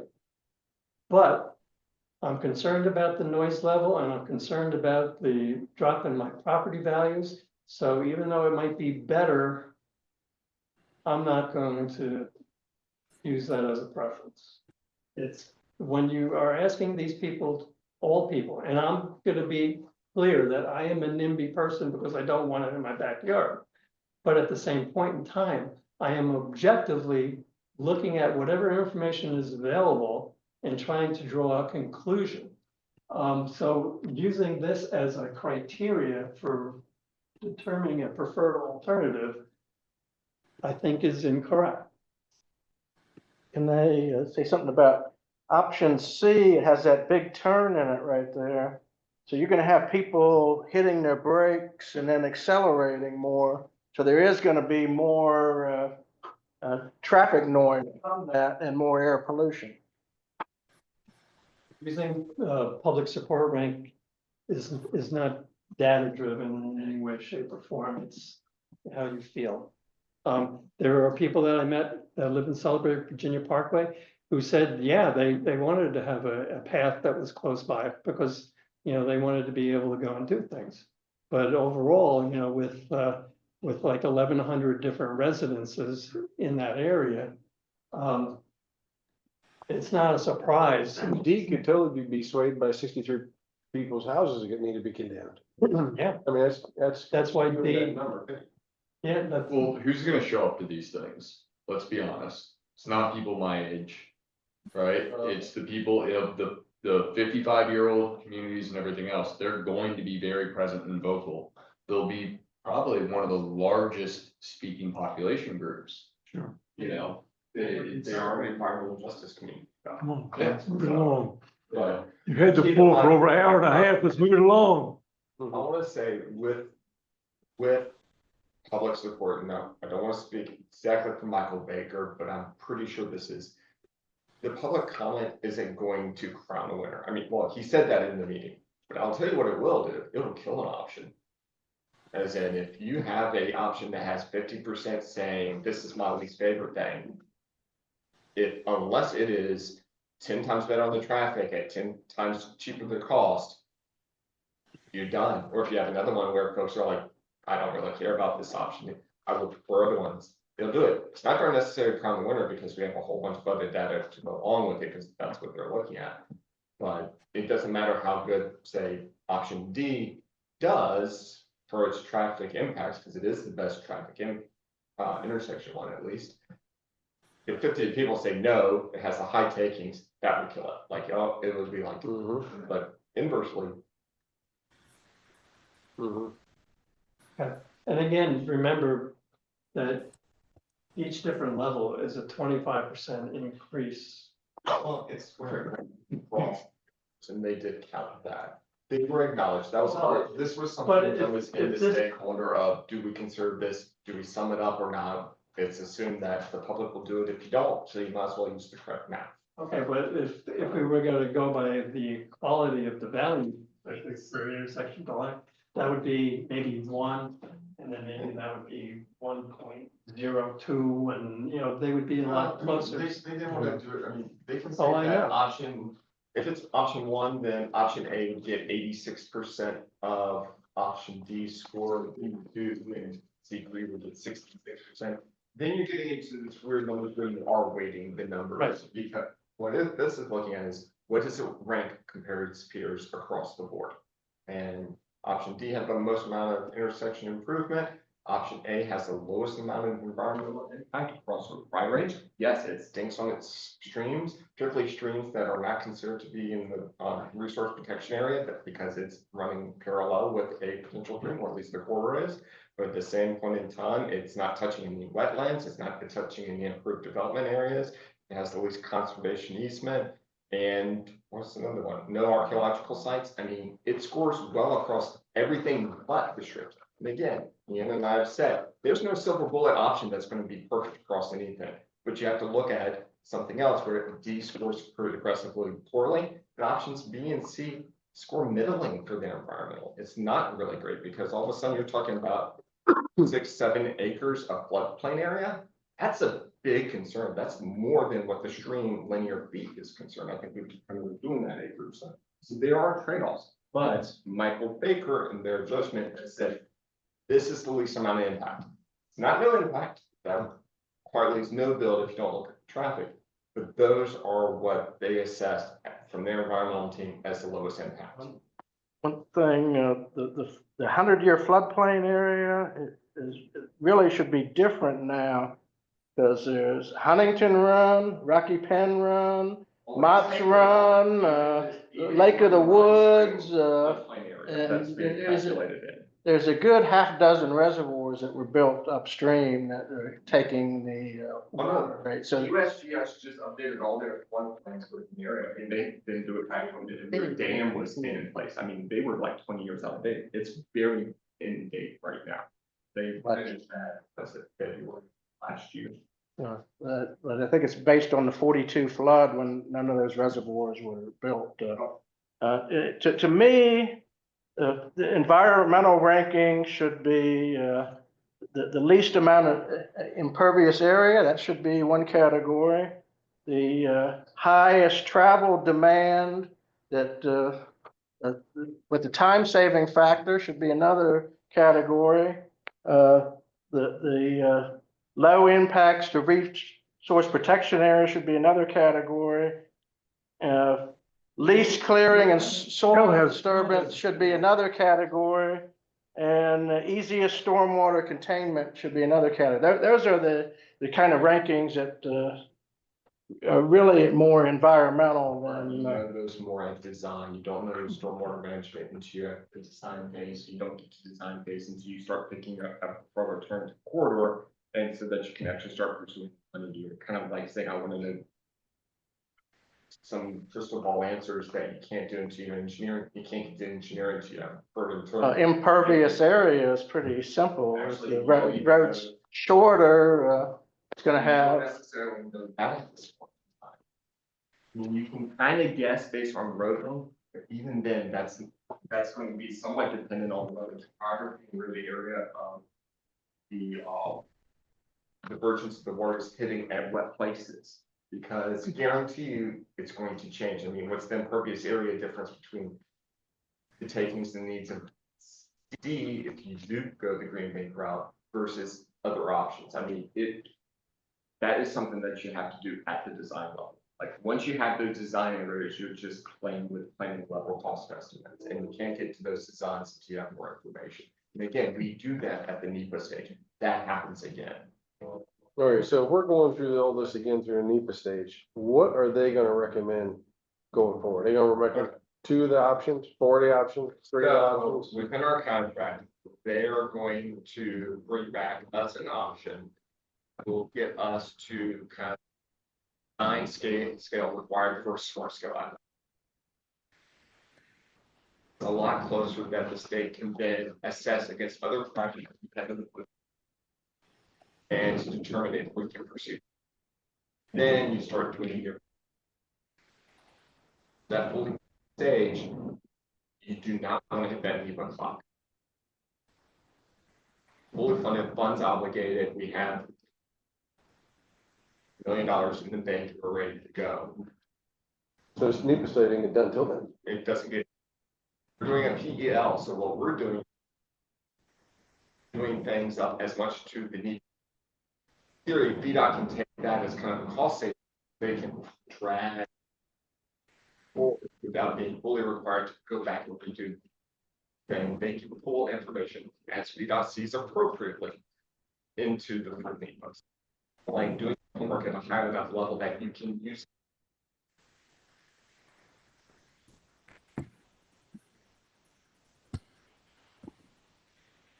Really hard, because, first of all, this is the first crossing on the western side of 95. That's the first thing. Second thing was, when was the last time they put in a crossing on the Rappahannock River? 100 years ago? 150? I mean, it's been a long time. 95? Okay, so but the other one, I mean, it's been around, but this is the first one on the western side of 95. I'm also looking at, I've been looking at the Stafford County comp plan. One thing I would like to say is that, wherever the roads are gonna go, that's going to encourage more development from that road. I think we all understand that. That's why, the interstate highway system did that with suburbia. It's inside the Yeah, urban service area, so that's it's be developed anyway. It looks like it's inside the urban services area, but it's not in the targeted development areas. And the ones that go more west are in the suburban area, but in the as you said, the urban services area, but it's not in the targeted development areas. And I'm also looking at the transportation plan in that area. Sanford Road is going to be a problem wherever this road goes. And one day what's going to happen is you worked at VDOT, right? Years ago. Yes. Am I correct that if VDOT has an entrance in an intersection that's too close to 95 that they deem is extremely dangerous, that they could just not have that intersection, have it just one way out and make the traffic turn around, do a U-turn? Yeah. Isn't that what probably would happen here? So, but the reason why I'm bringing that point up, thank you for that, clarifying that. The reason why I'm bringing that up is that whether we say, whatever happens with Sanford Road, that's going to be an issue that's going to have to be fixed. We could possibly fix that with this project if we try to relocate it. You've heard me saying it before last month, and I said it again tonight. I'm concerned about the grid system in Stafford County. I don't live in Stafford. I'll go ahead and say professionally, there's not a grid system. Yeah, I don't live in Stafford. I cannot speak to my supervisors there, but if I did, they would hear me saying that. Okay, I mean, we need to look at that system. They need to look. Saying it for 5 years. Yeah, they need to look at that area there, and I'm thinking that maybe what we could do is have it it does have to go around somewhere. There has to be another alternative to Sanford Road. I mean, but I don't want to see Sanford completely cut off, because I think what they're gonna do is, as I said, make it so it's, there's no more of an intersection. I've been sitting here listening to all this stuff, and this one, I'm gonna get off my soapbox now. The difficult part about Sanford Drive is that north of 17, there's always going to be an intersection there anyway, to get South Gateway Drive to get up towards the Target, et cetera, et cetera. So they will, I mean, I'm not a transportation planner or an engineer, And I defer to, Mr. Fogg. Yeah, but I've been gone for a long time, so a lot of things can. Yeah, listen, we got the same problem at She might be Carnegie the one Silver, that we can got the answer same that, problem though. at South Point Parkway, and we're gonna have the same problem at Thornburg, alright? Yes. All of these are too close to the interstate ramps.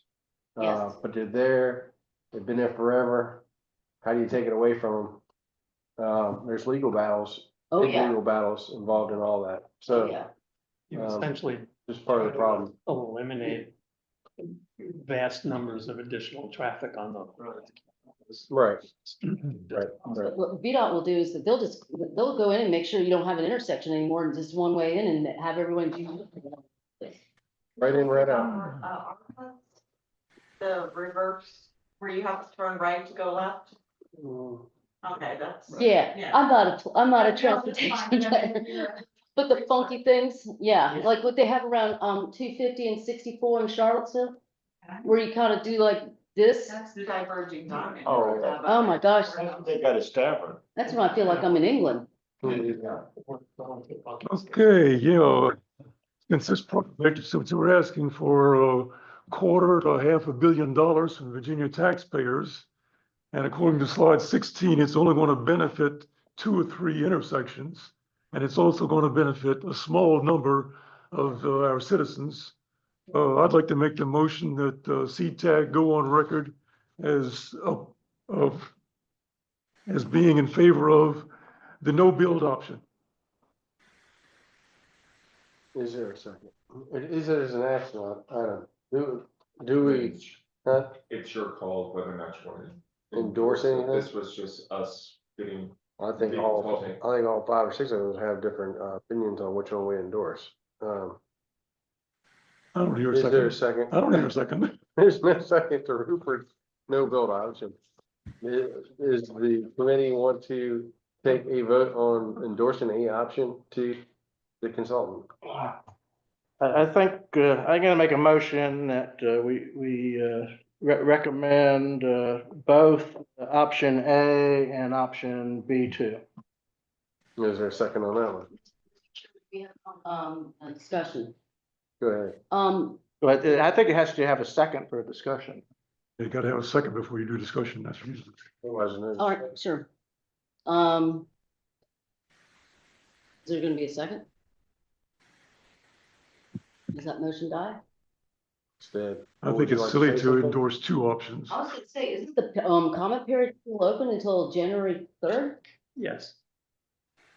Do we want to make an emotion Staff, before? please recommend It's something. not uncommon for FAMPO committees to receive information and then at their next meeting to, make Right. an endorsement. And considering that one, public comment period is still open, and we will meet in January before the next time that Brad should present this to the policy committee. We still have another meeting in time for CTAC to either deliberate and come up with a recommendation, as well as consult with our peers during the public comment. Well, I do think we did get a lot of information tonight, and I think we will Yes. sleep on it. So let's defer the recommendation to the next meeting. We'll have public comment on this, right? And I think information will come out from county before our next meeting that will be vital to that. Isn't that correct? Yeah. That would be vital before we make any decision on. All right, so we'll. I'd like to make a Okay. motion, if we could, that at some point in time, once we finally have arrived at a preference, that we get the opportunity to present our information to the policy committee, because we are an advisory committee. We'd have to get their permission to be able to do that, but we should make the effort to try to present our. They should be warned that it takes over an hour and a half. Policy committee. Really just let you know. Right. Is there a second I to? moved to for adjournment. Is there a second to Al's motion to present to the policy committee? Yes. All right. Second it. All right, all in favor? Aye. Opposed? Any opposed to making a But presentation? adjournment here or No, what? we're talking about a presentation to the policy committee. Whether, Oh, I'm opposed to that. yeah, Seems like to me we're taking that before we have made any decision. Well, that's why I said after we make a decision. I still think we're a long ways from making a decision. Well, they're gonna possibly. So I'm they're voting gonna against possibly Decide. All right, I'm against it. Can I get a roll call? All right, Rupert, how do you vote? Oppose, Bob, Opposed. Al, Aye. Joe, For. I'm going to oppose for the one reason that, let's wait till we get all the comments in and before, because when the policy committee gonna make the. They won't receive Not their till- full presentation till No. February at the earliest. They are not planning to have this available. We're not gonna be ready to present any of this information with the public comment and policy committee. That's gonna be a full. I'm sorry, agenda. could you say that again? We are not going to be ready to present them, like, the whole thing, the policy committee by January 13th, which is their meeting. Okay. So they are likely not going to take this item up in the next meeting. Right now, we do not have Brad scheduled for that meeting, so that should be okay. So I can't say that the chair can't decide to brush things, but I would strongly doubt that. I'm gonna oppose, I'm gonna vote oppose because, on that, just for the one reason is that we don't have all the information. It's gonna be hard for us to do, to make the presentation to the full committee. And, The motion was once we have arrived at a preference. So we wouldn't make a preference until we have already acquired the information and Okay. had further discussion. but then they're gonna be making it, we'll have all the decision, all the materials in January, right? And then we'll be able to make the call on, at our next meeting, which is January 8th. And then they're gonna come in on the January 13th and make. That would be the first time they receive receive any this information. additional information. that's when they would receive our information. Well, the same information. as Right. we- But they wouldn't, I would highly doubt that they would be making any action, because that would be the Right. first time they're taking Right. the survey Right. results. Right. So the consultant is not going to have a pro alternative or anything ready to go by that. They would not have even made the decision internally yet. Should we have a preferred route by that time? You can definitely decide that. But we're gonna have that information. Yeah, you'll have that decision and information by your next meeting. Mhm. You can do that, but I would say you just won't be able to turn around and have it be able to present in 4 days. Because No, policy committee won't take it up at that point in time. Yeah, we would have to That actually, possibly do the. your meeting would happen technically, because the agenda will go out Wednesday for Monday at before 5 o'clock, so their agenda will be set an hour before you can meet and make a decision. So what we would be looking at potentially February. at the February. and we're also looking at that, we're gonna have a decision made for an alignment most likely before we go to the policy committee. Is that is that correct? Or a, Yes. For a decision a gaggle of, alignments. or a gaggle of alignments Or information that they should consider. or a plate of spaghetti Or- of alignments? Or, yeah, stuff that we feel wasn't in that survey, man. I mean, kind of a watered down version of what you're giving off, Al, Oh, absolutely. Okay. 10 minutes. in 10 minutes. Yeah. We're at the net, Absolutely.